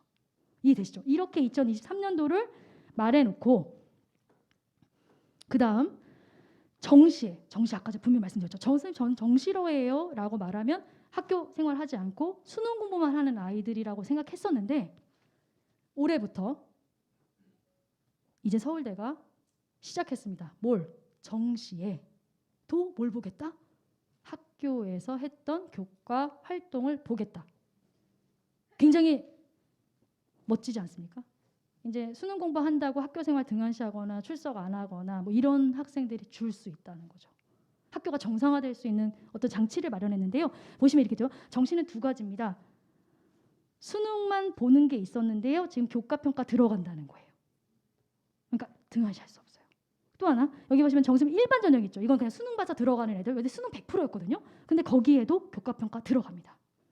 지균이라고 하는 건 학교에서 추천하는 거거든요. 한 명, 이번에 서울대는 2명 추천하게 돼 있어요. 학교마다 달라요. 2명을 다 재학생으로 할 것인지 한 명은 졸업생한테 기회를 줄 것인지 정해져 있지만 이 2가지를 보시면 정시에는 교과가 들어간다는 게 정해진 사실이다. 그러니까 이제는 이렇게 서울대가 시작을 했으면 이제 그 밑으로 많은 대학들이 그렇게 해야 되는구나. 수능 성적만 높다고 애들을 뽑아봤더니 이탈자가 너무 많고 그렇다면 학교 생활도 성실하게 다했던 아이들을 뽑는 게 맞구나. 이거를 이제 인정하기 시작했다는 거죠. 그리고 그 장치를 시작했다는 겁니다. 이제 이게 2024년도로 가면 더 확장됩니다. 그리고 고대가 시작했습니다. 볼게요. 자, 여기 보시면 서울대 정시모집 교과평가 있습니다. 어떤 거 보냐? 서울대에서 정시 아까 본다고 했잖아요. 어떤 거 보냐? 했더니 선택 과목 봅니다. 그리고 성적 봅니다. 제일 중요한 거 밑에 보시면 수업 활동에 나타난 학업 수행 충실도 봅니다. 어디? 세특. 그럼 이제 더 이상 정시라는 말의 의미를 찾을 수가 없다는 거죠. 교과 시간에 성실하지 않고서는 이제 정시만 가지고 대학을 갈 수 없는 상황이 이제 온 겁니다. 언제부터? 올해부터. 올해 고3부터. 이해되시죠? 이게 이제 확장될 거라고 하는 걸 한번 보시고요. 자, 그 다음에 이번에는 2024년도입니다. 발표했습니다. 이거 가만히 보시면 어떤 것 같으세요? 이제 2023년도부터는 대학의 정시를 뽑을 때 교과에서 어떤 걸 했는지를 보고 24년도부터는 자 여기 보시면 핵심 권장 과목 보이십니까? 그리고 옆에는 권장 과목이 있습니다. 핵심 권장 과목의 핵심이라는 말에 가로 열고 필수라고 넣으시면 이해되실 거예요. 필수 권장 과목입니다. 반드시 듣고 와야 되는 겁니다. 어디에? 그럼 이해되실 거예요. 자연과학대학의 물리학과를 가려고요. 물리천문학과를. 그러면 물리2 미적 기하는 듣는 게 기본 아닐까요? 그러니까 이건 듣고 오라는 겁니다. 그리고 네가 여력이 있으면 확통도 들으면 좋고 이거죠. 그러나 이건 일단 지워버리시고 핵심 권장 과목을 가만히 보시면 한 가지 공통점이 있습니다. 제가 여기 표에다가 과학 이공계 관련된 거 넣어놨거든요. 보이십니까? 그러니까 이공계를 지원하는 아이들은 학교에서 이 교과들을 반드시 듣고 와야 되는 거죠. 이게 기준이 되는 거죠. 안 들어도 지원은 가능합니다. 단 학교는 대학은 평가합니다. 그랬을 때 이 교과에 관심이 있다면 예를 들어 기계공학부 남자들 너무 좋아하거든요. 기계 가고 싶어하는 아이들이 미적과 기하를 듣지 않고 얘네들을 뽑으면 수업 시간에 얘네들이 따라오지 못하는 거예요. 그러니까 대학교 1학년 들어와서 수업을 잘 하려면 네가 만약 관심이 있으면 재료공학 보고 싶어? 그럼 미적하고 기하는 듣고 와. 공부하고 와야지. 그래야 따라온다니까? 이거라고 이해하시면 돼요. 그런데 이제 보세요.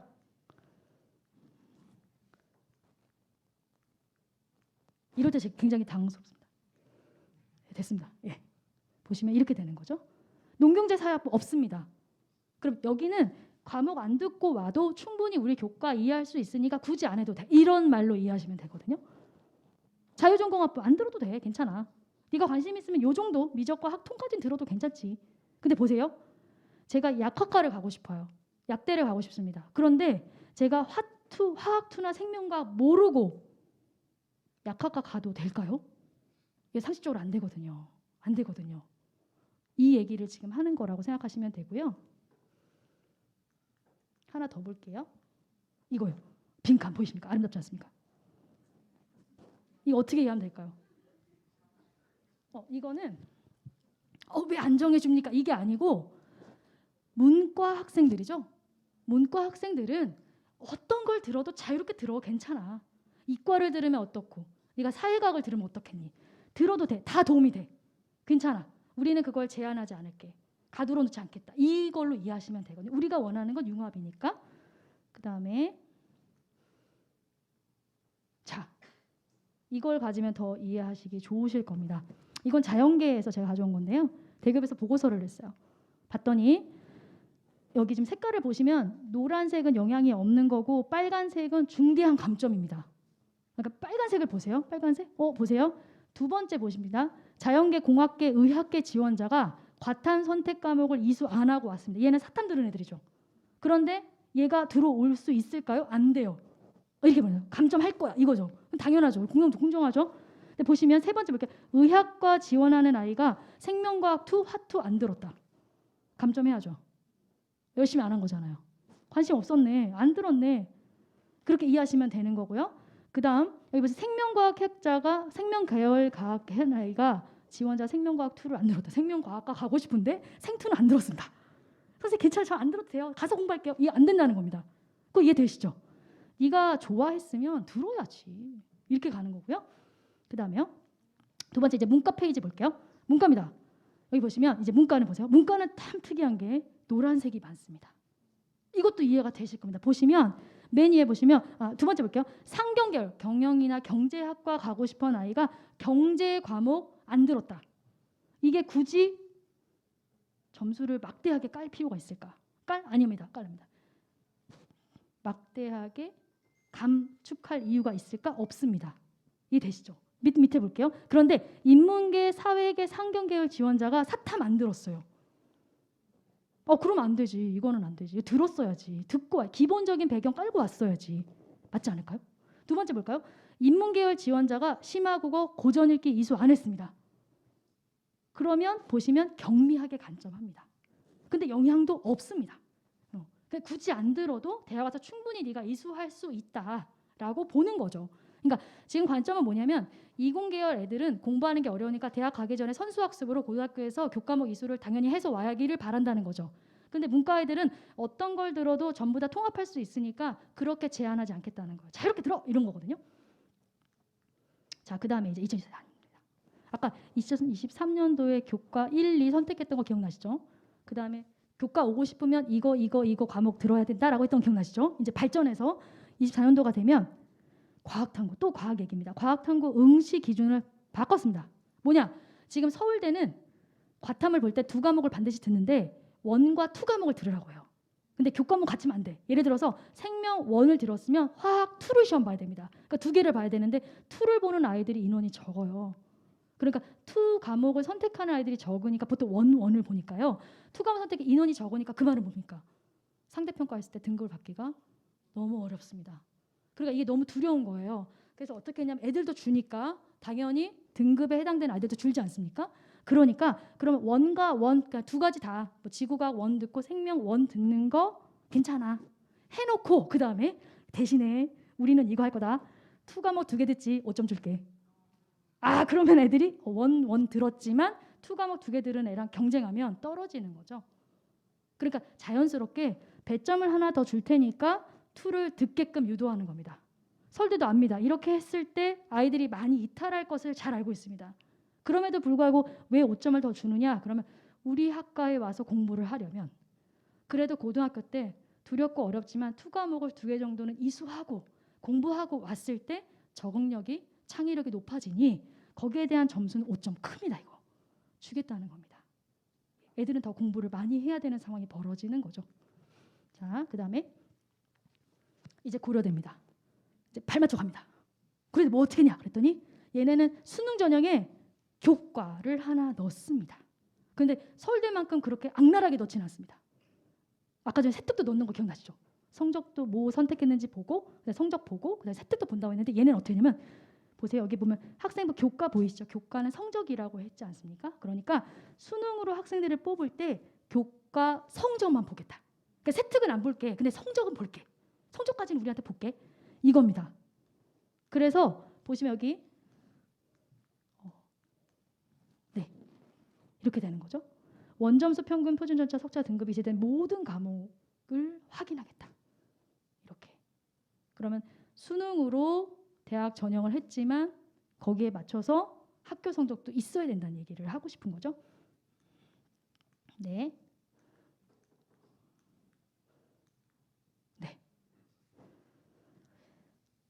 처음에 코로나가 있기 전만 해도요. 어떤 얘기들이 항상 해마다 말에 있었냐면 4차 산업혁명이 딱 시작되면 미래 사회가 오면 가장 먼저 없어질 게 뭐지 그러면 첫 번째가 학교였어요. 끄덕거리시네요. 너무 슬프다. 네, 그런데 학교가 왜 없어져야 된다고 얘기를 하냐면 학교가 없어져도 아이들은 미네르바 스쿨처럼 K무크처럼 안에서 온라인으로 수업하는 게 얼마든지 가능하니까. 그러니까 학교에 굳이 가는 번거로움을 특히 용인 상계고 멀지 않습니까? 안 보내고 싶지 않습니까? 그러니까 이럴 때 이 갈등을 맞아 없어져도 괜찮지. 홈스쿨링이 얼마나 또 인기입니까? 또 성공한 아이들이 계속 나오잖아요. 그렇게 했다고 믿고 없어지는 직업 1순위 교사. 저 밥 줄 딱 잘랐죠. 저 고졸니까 가르치도 못하고 이랬는데 참 이상하게도 코로나 3년 지금 고3 아이들은 코로나를 3년 경험한 아이들이에요. 격주로 학교 오는 것이 몸에 익숙한 아이들입니다. 그래서 애들이 학교로 오면 선생님 피곤해요. 왜 피곤한데? 이 시간에 일어날 시간이 아닌데. 이러거든요. 이해되시죠? 얼마나 애들이 막 죽으려고 그래. 선생님 왜 수업 50분 해요? 이런단 말이죠. 너희 지금 네가 참을 수 있는 한계는 얼마야? 15분이요. 이런다는 거죠. 그렇게 했었는데 참 이상하게도 학교가 문을 딱 닫고 격주로만 학교를 열기 시작했더니 참 이상한 일이 벌어진 겁니다. 보이세요? 제가 이걸 보고서 학교가 가지고 있는 그 의미가 2022년도에 새롭게 나타나는구나 이런 생각했거든요. 제 직장이라서가 아니라 참 희한하게도 학교가 문을 닫았으면 애들이 행복할 것 같아요. 학교 안 가잖아요. 그죠?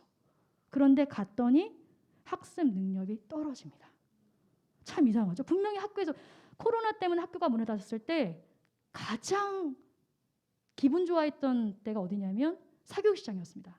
학교가 문 닫는 날 특강을 열고요. 주말에도 아이들을 특강을 열었거든요. 그리고 일부의 학부모님들은 그게 참 더 좋다고 생각하시는 것도 있었어요. 근데 시간이 지나고 보니까 아이들의 학습 능력이 패턴을 이뤄갔다는 걸 알게 됩니다. 가르쳐 보면 확실히 다릅니다. 이해력도 다릅니다. 참 이상한 일입니다. 학교가 잠깐 문을 닫았던 것 같은데 그 결과는 너무 크고요. 유치원 초등학생 아이들이 말을 잘 못하는 거 아세요?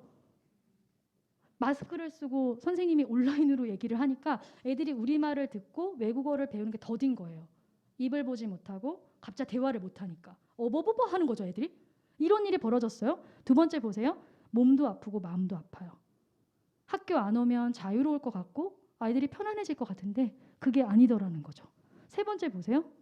이건 좀 약간 놀랐습니다. 자존감이 떨어진답니다. 아이들이 우울감과 스트레스 때문에 그리고 사회활동을 못한다는 것 때문에 또는 대인관계 능력이 현저히 떨어졌다는 거죠. 이게 주는 의미는 학교가 가지고 있는 그 기능과도 연결이 되는 것 같아요. 제가 2월 7일에 여기에서 이 카메라를 보고서 계속 이거 말씀을 드렸거든요. 혹시 카메라로 저 보신 적 있으세요? 지금도 유튜브에 보니까 잘 나오더라고요. 아까 보고 끼리끼리 웃었다니까요. 이게 안 웃었네 이러면서 그랬는데 지금 5월 중순이 딱 되니까 대면이 됐죠. 이렇게 얼굴을 보지 않습니까? 반가우시죠? 생각보다 좀 멋지지 않습니까? 생긴 거 괜찮지 않습니까? 괜찮다고 딱 이렇게. 네. 벗으면 더 괜찮은데. 네. 좋습니다. 언젠가. 네, 감사합니다. 뭐 박수 받으려고 제가 그런 건 아닙니다. 아까 안 웃으셔가지고 제가 마음에 좀 남아가지고. 자, 이렇게 된 걸 보시면 학교가 단지 학습의 어떤 장인 것만은 아니다라는 걸 분명해진 거예요. 아이들이 학교에 가면 밥을 먹고 친구들과 어울리고 학습하는 것뿐만이 아니라 그 안에서 대인관계 능력을 배우고 토론 능력을 배우고 소통하는 걸 배운다는 거죠. 학교에 나올 수 있는 것 자체가 아이들은 교육적인 어떤 환경 속에 들어가게 되는 겁니다. 그래서 학교는 열려 있어야 되는 거죠. 보겠습니다. 자, 이제 마지막입니다. 성대에서 조사를 했습니다. 제가 일부러 이게 고등학생인지 대학생인지 안 썼습니다. 자, 신입생에게 물었습니다. 궁금하고 설레요. 자신감 한번 해볼까요? 이렇게 물어봤습니다. 이런 얘기들을 얘네들이 한 거죠. 고등학교 1학년일까요? 대학교 1학년일까요? 어떤 조직이든 1학년은 다 어리버리합니다. 그죠? 초등학교 1학년 있는데 6학년 가면 어른스럽지 않습니까? 야, 너 학교 생활 그렇게 하는 거 아니야? 이렇게 하다가 중학교 1학년 또 바보 되죠? 또 병아리처럼. 그러다가 지금 고등학교 1학년 들어오면 또 갑자기 생 바보가 돼요. 근데 2학년 보면 야, 너 학교 생활 그렇게 하는 거 아니다. 이렇게 말한단 말입니다. 보세요. 하나 더 보여드릴게요. 보세요. 3학년 학생에게 물었습니다. 어떠니 요즘에 뭐 먹고 살지를 고민한답니다. 막연해요. 두려워요. 너무 뭘 해야 될지 3년을 생활해놓고 얘가 한다는 말이 뭐 해야 될지 모르겠어요. 이러거든요. 대학교 3학년일까요? 고등학교 3학년일까요? 고등학교 3학년입니다. 고등학교 3학년 5월 달에 성대에서 학생들을 대상으로 설문을 했더니 얘네들이 벌써 보세요. 아까 분명히 1학년 때만 해도 얘네 설렌데요? 자신감 뭐 한번 해볼까요? 이렇게 하다가 3년이 딱 지나면 얘네들이 인생이 너무 이상해져요. 뭐 먹고 살지? 어떻게 살지? 그러니까 좀 약간 슬펐습니다. 이제 막 꿈 많이 가지고 20살로 막 나가가는 아이들인데 얘네들이 벌써 뭘 먹고 살아야 될지 어떤 직업을 가져야 될지를 고민하는 굉장히 슬픈 시대가 왔어요. 저희 때랑은 또 다른 것 같고요. 이 아이들이 만나게 될 20대는 또 조금 더 냉정할 것 같은 생각이 들거든요. 그러니까 이런 아이들한테 우리가 해줄 수 있는 게 뭔가를 좀 생각해 보게 되더라고요. 자, 그래서 이거였습니다. 자, 뭐라고 말씀하시는지 보세요. 자, 학생이 부모님에게 듣고 싶은 말, 이 새끼 내가 왜 낳았지? 막 이런 얘기 하시죠. 내가 널 낳고 진짜 정말 사랑. 야 내가 널 사랑하려니 정말 내가 지옥에 가지. 막 이러면서 그죠? 반대로 다 말. 너 지금 잘하고 있어 이렇게 안 하죠. 제발 한 번만 잘해봐라. 이러면서 그죠? 그렇게 안 하면 오늘도 수고 많았어. 언제 제발 좀 다른 집 애들은 밤늦게까지 공부한다. 넌 맨날 자고 그래서 엄마 깨워도 일어나지도 않고 말이야. 이렇게 말하지 않습니까? 넌 최고의 선물이다. 말하신 분 있어요? 막 두렵죠. 그런 말 할까봐. 그죠? 그러니까 교사 학생이 선생님에게 듣고 싶은 말이 이렇게 있거든요. 저는 어떤 말 많이 하면 5번 말 많이 해요. 근데 좀 달라요. 포기하지 말라고. 할 수 있다는 말을 안 합니다. 못 할 수 있으니까. 그죠? 그럼 애가 막 선생님이 거짓말했어 이럴 거 아니에요. 잘하고 있어 이러면 왜 구라쳐요 이러면. 애들이 제일 싫어하는 게 뭔지 아세요? 근거 없이 칭찬하는 거. 야 너 생각보다 이쁘다 그러면 애가 바로 버전해요. 뭐가 이뻐요? 뭐 이런단 말이에요. 야 열심히 해봐 잘할 수 있어 그러면 뭘 잘해요 지금 이러면서 나한테 막 화내고 막 이런다면 선생님 진짜 고마운 닮았어요 막 이런단 말이죠. 근데 제가 2월 달에 제가 마지막 PPT의 마지막 장을 포기하지 마라 그리고 천천히 가면 된다 이런 말을 제가 썼거든요. 근데 제가 애들한테 많이 쓰는 말은 포기하지 마라. 근데 마음에서 지면 다 지는 거다. 그러니까 내가 비록 어떤 자리, 어떤 모습으로 어떤 환경을 만나고 있다 하더라도 마음에서까지 져버리면 내 현실은 정말 너무 참혹해진다. 지지 마라. 절대 지면 안 된다. 그 말은 제가 하거든요. 그래서 이걸 보니까 아이들은 인정받고 싶은 마음이 많고요. 그다음 사랑받고 있다. 이런 존재에 대한 욕망이 좀 있다는 생각이 들었어요. 뭐 하나만 딱 마음에 담아두고 가세요. 내일 아침에 눈 한번 딱 감고 이 말을 해주시는 거죠. 야, 너 정말, 야, 내가 너 정말 잘 나왔다. 막 이렇게. 저는 내일 이제 수업 7시부터 있는데 들어가서 야, 정말 잘했다. 야, 막 야, 내가 네 고마움을 닮았으면 어떡하냐. 다 괜찮아, 다 잘했어.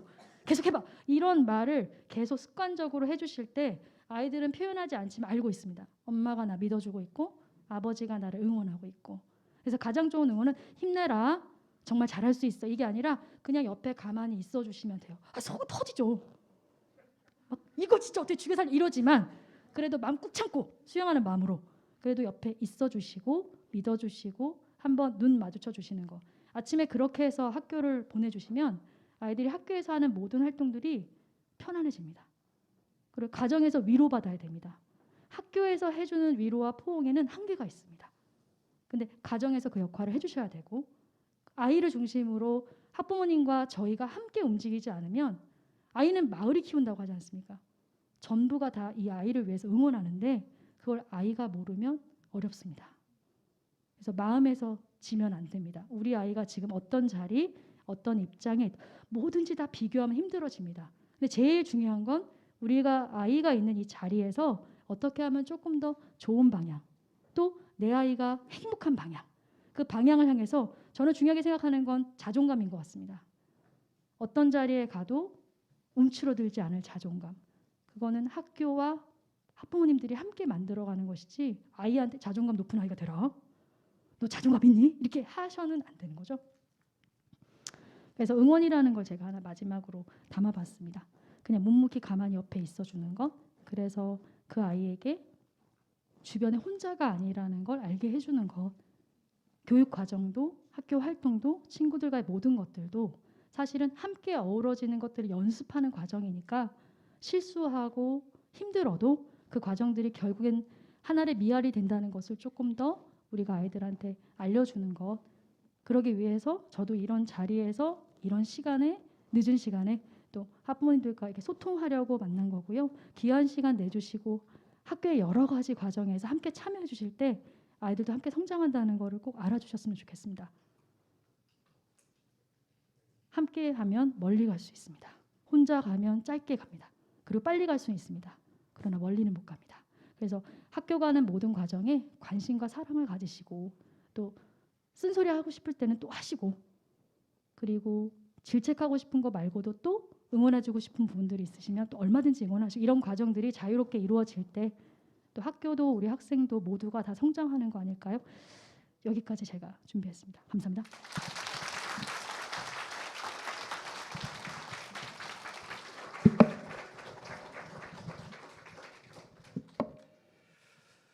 네.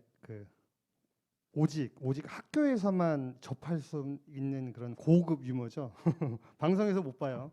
예, 그런 유머를 함께 섞어서 준비된 내용을 작년보다 훨씬 정제된 내용을 더 풍부하게 장기간 설명해 주신 우리 조보경 부장님, 부장 선생님께 다시 한번 큰 박수를 부탁드리고요.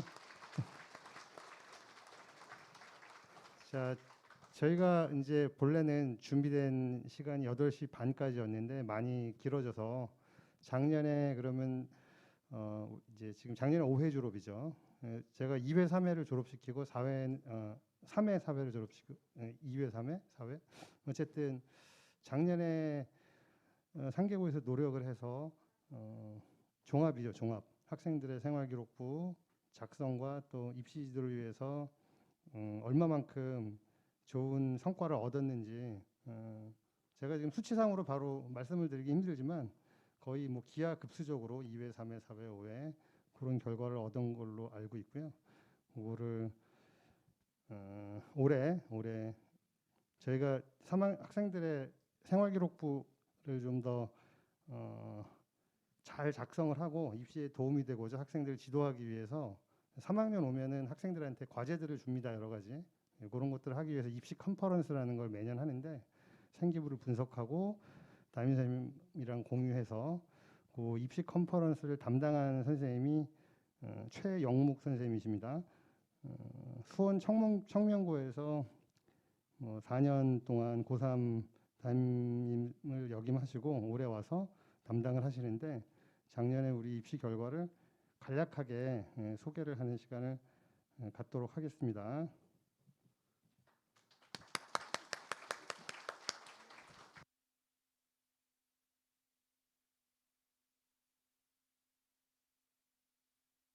구 반 담임 최영묵입니다. 인사드리겠습니다. 반갑습니다. 너무 늦은 시간이라 좀 간략하게 말씀드리도록 하겠습니다. 마음 같아서는 저 약속을 지키고 싶은데 19시 이후에 아무것도 없더라고요. 그래서 왜 저렇게 해놨나 싶어서 그냥 뭐 하는 데까지 한번 가보겠습니다. 학생들은 다음 넘겨주세요. 제가 없어서 음악 하나 좀 듣고 가겠습니다.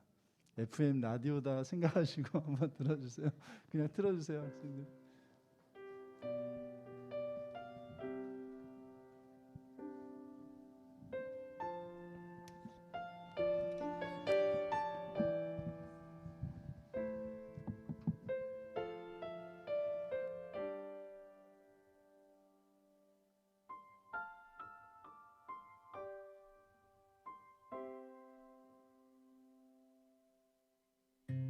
곱고 희던 그 손으로 넥타이를 메어주던 때 어렴풋이 생각나오. 여보 그때를 기억하오. 막내 아들 대학 시험 뜬 눈으로 지내던 밤들 어렴풋이 생각나오. 여보 그때를 기억하오. 세월은 그렇게 흘러 여기까지 왔는데.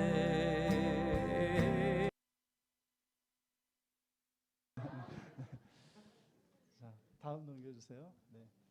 저희가 이 음악을 들었을 때 사실 이 음악이 대한민국 모든 부모님들이 공감하는 음악이고 또 아직 60대까지 오신 분들은 안 계시죠.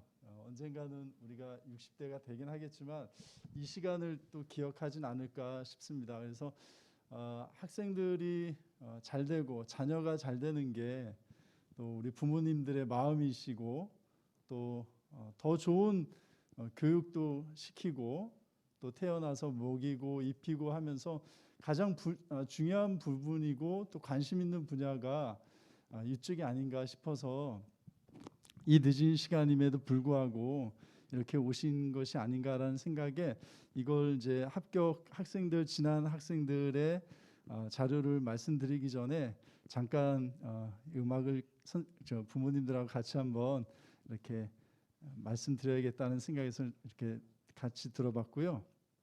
사실 오늘은 학부모 초청이라는 그런 설명이다 보니까 저희가 부모가 돼야 할지 학부모가 되어야 될지 이렇게 고민할 텐데 지금은 아마 학부모의 심정으로 아이들한테 어떻게 교육을 할까 이렇게 관심을 가지실 것 같습니다. 하지만 이제 또 어떤 위치에서 이제 부모로 또 살아갈 것 같은데 저희가 개인적으로 저희 어머니가 제가 이제 중학교 때 아침밥을 해주셔서 이제 밥을 먹어야 되는데 어머니가 밥 공기에 밥을 푸시다가 주걱으로 밥알 한 톨 흘리지 않으시려고 이렇게 노력들을 하시잖아요. 어머니들 보통 뭐 떨어지면 주워 드시기도 하고 이렇게 하면서 저에게 중학교 학교 가려는 저에게 하신 말씀이 얘야 너 학교 가서 엄마가 이 밥 한 톨 흘리지 않듯이 너 학교 가면 선생님 말씀 하나라도 허투르게 듣지 말고 꼭 선생님 말씀 잘 들어라. 그래서 저는 그 말씀이 공부 열심히 하라는 말보다 평생 뇌리에 그게 남아 있어서 저희는 이제 학교를 가면 그 당시에 저희 동네에는 대학 나오신 분들이 선생님들밖에 없었거든요. 그래서 거기 있는 선생님들의 말씀을 중학교였긴 했지만 화려한 분들은 아니었지만 제 입장에서는 그분들의 말 한 톨 하나도 놓치지 않고 하렸던 것들이었습니다. 그 태도가 있었거든요. 아마 모든 부모님이라면 같은 심정이 아닐까 이렇게 생각이 들거든요. 그래서 지금 제가 생각해 봤을 때 학교에서 학생들도 지금 그런 심정으로 이렇게 공부해서 아마 지난해에 우리 용인 3개고 학생들이 참 좋은 그런 성과가 있지 않았나 생각이 듭니다. 네.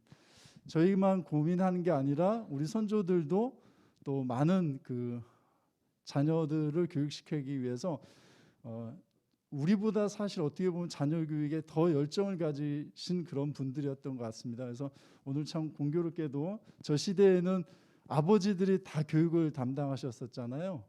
사실 자녀 교육은 아버지들이 다 가르쳤던 것 같습니다. 그런데 이 자리에 아버님들이 오신 거 보고 너무 참 감동을 받았고요. 우리가 좀 늦긴 했지만 아버님들한테 박수 좀 쳐드리면 어떨까 싶습니다. 네, 어머니들도 뭐 당연히 훌륭하시고요. 그래서 저희뿐만 아니라 다음 보시면 서양에서도 마찬가지 자녀 교육에 대해서 많은 관심을 가지고 있기 때문에 이런 분들의 내용들을 이렇게 쭉 하나하나 접해보면서 아까 말씀하셨던 학생부 종합전형 같은 것들이 이분들이 오늘날 대학을 간다면 과연 대학을 갈 수 있을까? 저 연구하고 생각해 보니까 대학을 갈 수 있겠더라고요. 다음 넘겨주세요. 네. 그래서 학업 역량이나 전공 적합성, 발전 가능성 아까 말씀하셨던 그런 영역들인데 이걸 바탕으로 우리 3개고 학생들이 대학을 진학했던 내용들을 하나하나 좀 살펴보면서 말씀드리도록 하겠습니다. 자, 지난해 넘겨주세요. 네, 다 간략하게 말씀드리겠습니다. 네, 요 대입 전형 기본 구조는 아까 설명드렸던 것처럼 우리 학생들이 요 학생부 위주의 교과와 학생부 종합 전형으로 많이 진학을 하게 되었습니다. 그래서 주로 진학한 내용들을 말씀드리도록 하겠습니다. 네, 넘겨주세요. 저희가 졸업 학생들이 한 200여 명 되는데 그 중에 또 비진학 학생이라든지 또 위탁 학생들 빼면 한 180여 명, 그리고 한 학생당 수시를 6개 정도 지원하는 걸로 보면 거의 한 1000건이 나오긴 해야 되는데 모든 학생들이 다 6개를 지원하지 않을 수도 있고 하기 때문에 토탈을 보면 저게 한 700건 정도가 됩니다. 저 중에서 700건 중에서 나와 있는 것처럼 263건이 4년제 대학에 합격한 사례입니다. 참 다음이요. 그래서 263건을 분석해 본 결과 서울권의 대학이 22%, 또 경기권이 37%, 인천이 2%, 기타 지역이 39% 이렇게 해서 서울 경기 지역의 한 59% 정도. 저희 학교가 역사가 짧음에도 불구하고 이렇게 입시를 잘 보냈다는 것은 정말 먼저 있던 선생님들의 노고, 그리고 학생들이 선생님 말씀 하나라도 놓치지 않고 공부하겠다는 그런 땀의 결과가 아닌가 싶고요.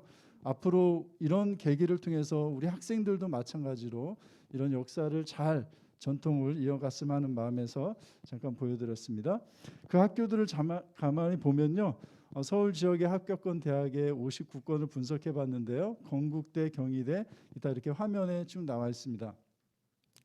보통 이제 건국대 같은 경우는 교과 전형, 그다음에 농어촌 전형도 있었고 여러 가지 학생 생활 종합에서 뭐 과로는 경제통상학과라든지 생물공학과 이런 데를 갔고요. 경희대 같은 경우는 르네상스 전형이란 전형이 있고 컴퓨터공학과나 세무학과 뭐 이런 과를 진학하게 되었습니다. 경기대 같은 경우는 융합에너지 뭐 다 자세하게 뭐 말씀을 드리지 않더라도 사실은 웬만한 도시권의 학교에서 이렇게 보내기가 사실은 쉽지는 않거든요. 그래서 이 학생들이 요 보낸 걸 좀 분석해 보니까 다음 페이지 보시면요.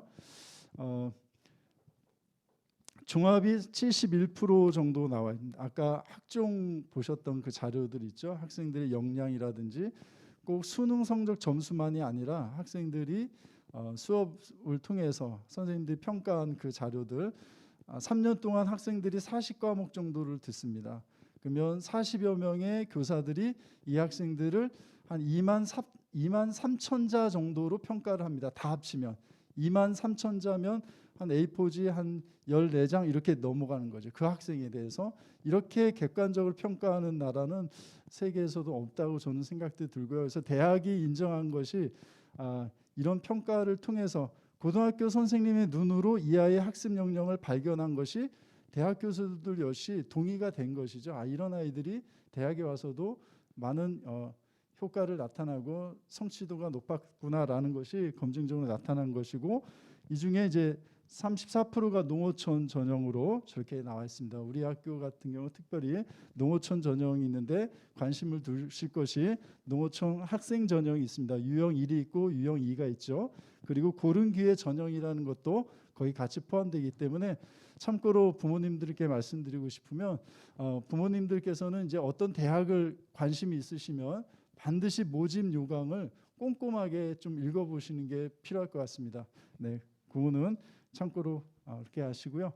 다음 페이지 보시면 이게 이제 학생들 항목 영역들이죠. 특히 이제 교과 학습 발달 같은 경우에 3년 동안 40과목 2만 3천 자가 평가되기 때문에 학생들 공부하는데 이 부분을 좀 중앙점을 두셔서 학생들의 진로 상황을 같이 관심을 가지시면 좋을 것 같습니다. 다음 페이지 보시고요. 다음 페이지 넘어가겠습니다.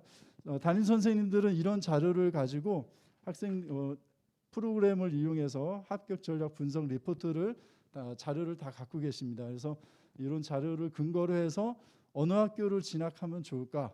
그래서 학생들 상담과 부모님 상담을 거쳐서 이렇게 좋은 결과를 낸 것 같습니다. 네, 다음 페이지 있습니다. 다음 페이지요. 네, 이런 프로그램들을 통해서 진로 진학 지도를 하고 있습니다. 네, 다음 페이지입니다. 네, 다음 페이지입니다. 경기 지역 같은 경우에는 가천대를 비롯해서 경기대 뭐 이런 정도 97건 정도 나옵니다. 아까 59% 중에서 이렇게 학교 나와 있고요. 가천대, 강남대, 경기대 우리 뭐 인근 지역에서 좀 가까이 있는 그런 대학들이죠. 그래서 이런 대학들도 진학하고 있고 이 대학들을 좀 분석해 보니까 다음 페이지 보시면 요 경기 지역 같은 경우는 교과 전형이 종합 전형보다 많았다는 것이죠. 이건 이제 서울 지역은 이제 종합 전형이 좀 많았었고 경기도 거는 교과 전형이 좀 많았다는 걸 참고로 아시면 될 것 같습니다. 인천 지역은 가천 메디칼과 인하대 이런 식으로 나왔습니다. 근데 기타 지역 같은 경우 보시면 강원도 또 이렇게 전국 권역에 있는 학교를 갔는데 강원도 같은 경우는 뭐 강릉 원주대학교, 한림대학교, 또 뭐 연세대학교, 매지리 캠퍼스죠. 그다음에 한림대, 강원대, 경동대, 상지대, 한라대 이런 학교를 갔고요. 대전 같은 경우에는 건양대, 우송대, 한남대, 목원대, 배재대 이런 학교를 갔습니다. 충남대는 상명대, 또 충남 지역인 상명대, 남서울대, 한서대, 백석대, 호서대 이렇게 갔습니다. 충북에서는 서원대, 청주대, 충북대, 건국대, 세명대, 한국교통대, 건국 이런 정도의 학교를 갔습니다. 그래서 그 지역의 내용들을 보면 교과 전형이 71%, 종합 전형이 21%, 나머지 실기, 실적 이렇게 되어 있고 여기도 역시 이제 농어촌 전형과 고른교회 전형 이렇게 자료가 데이터가 있습니다. 그리고 지난해는 우리가 서울대 진학한 학생은 없었지만 2018년도 네 한번 넘겨주세요. 마지막 2018, 19, 20, 21년도에 서울대를 진학하게 되었는데 특히 그 서울대 진학한 학생들이 진학한 학생에게 입시 준비를 어떻게 했는가 그 인터뷰를 봤더니 그 학생이 지난 2021학년도에 진학을 했죠. 이 학생이 생명공학과를 진학하게 되었습니다. 생명공학과를 진학했는데 이 학생 같은 경우는 내신 관리 또 학교 생활의 충실함을 바탕으로 해가지고 학교 생활에서 제공하는 모든 부분들을 좀 성실하게 했고요. 그리고 면접이 중요했는데 이 학생이 좀 지혜로웠던 것이 자신의 생기부를 보고 150개의 질문을 자기가 추려내고 그 질문에 대해서 근거 자료를 바탕으로 질문과 답변을 계속 연습을 했고 그리고 학교 선생님들에게 면접을 같이 했는데 전공과 관련된 선생님 그리고 학교에서 무서운 선생님 한 분 또 자기 자신을 제일 잘할 것 같은 선생님 이렇게 세 분을 모시고 학생이 질문을 심층 면접을 했습니다. 그래서 이 학생이 좋은 결과로 이렇게 되었고 이 학생이 2021년도에 서울대를 진학했지만 사실 지난해에 서울대를 자퇴를 하고 충남대 의대로 다시 들어갔습니다. 학종으로 다시 들어갔는데 그런 걸로 봐서 학종으로 저희 용인 3계고가 사실은 조금 유리한 면이 있는데 그거는 제가 여기 새로운 학교 와가지고 이렇게 학생들 생기부를 쭉 이렇게 훑어보니까요. 선생님들이 그동안 생기부에 대한 열정이 굉장히 남달랐습니다. 저도 이제 다른 학교에서 근무하다 오다 보니까 이게 보는 눈이 있어서 이렇게 보니까 선생님들의 교육과정이나 교육과정부장님 또 그동안 선생님들 이런 자료들이 어떤 학교 못지않게 교육과정 내용들이 탄탄했고 또 이제 노력하시고 역사가 굉장히 짧은 학교였지만 굉장히 생동감 있고 굉장히 그 보람들을 느끼시면서 아까 말씀하실 때 정말 월급 때문에 교직 생활하는 게 아니고 아이들을 가르치는 그 보람 때문에 했다는 게 제가 학교를 와서 느끼는 건데 그걸 너무 느끼겠더라고요. 그래서 저도 사실은 매너리즘에 빠질 그런 나이에 이제 교직 생활할 사람인데 와서는 제가 다시 마음 고쳐 먹었습니다. 내가 다시 시작해야겠구나라는 마음으로 하고 있는데요. 부족한 중에도 저 3학년 담임선생님들과 같이 좀 오래 학생들을 맡아서 또 진학 지도를 하도록 하겠습니다. 많이 담임선생님 부모님들이 후원해 주시고 격려해 주시면 학생들에게 더 힘이 될 것 같습니다. 이상 이 자료는 여기서 마치도록 하겠습니다. 네, 감사합니다.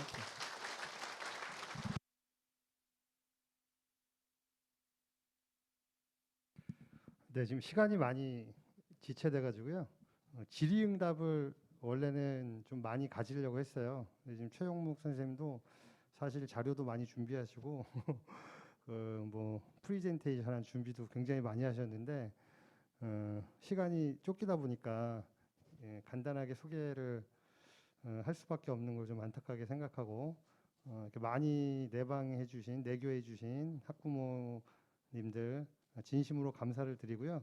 궁금한 점은 언제든지 담임 선생님이나 또는 3학년 부장을 통해서 또는 뭐 학교 홈페이지나 지금 유튜브로 생방송이 중계가 되고 있습니다. 거기 댓글 확인해가지고 답변을 언제라도 드릴 테니까 언제라도 연락해 주시고 내교해 주신 학부모님들께 다시 한번 진심으로 감사를 드립니다. 이상 2023학년도 대학 입학 학부모 초청 입시 설명회를 마치겠습니다.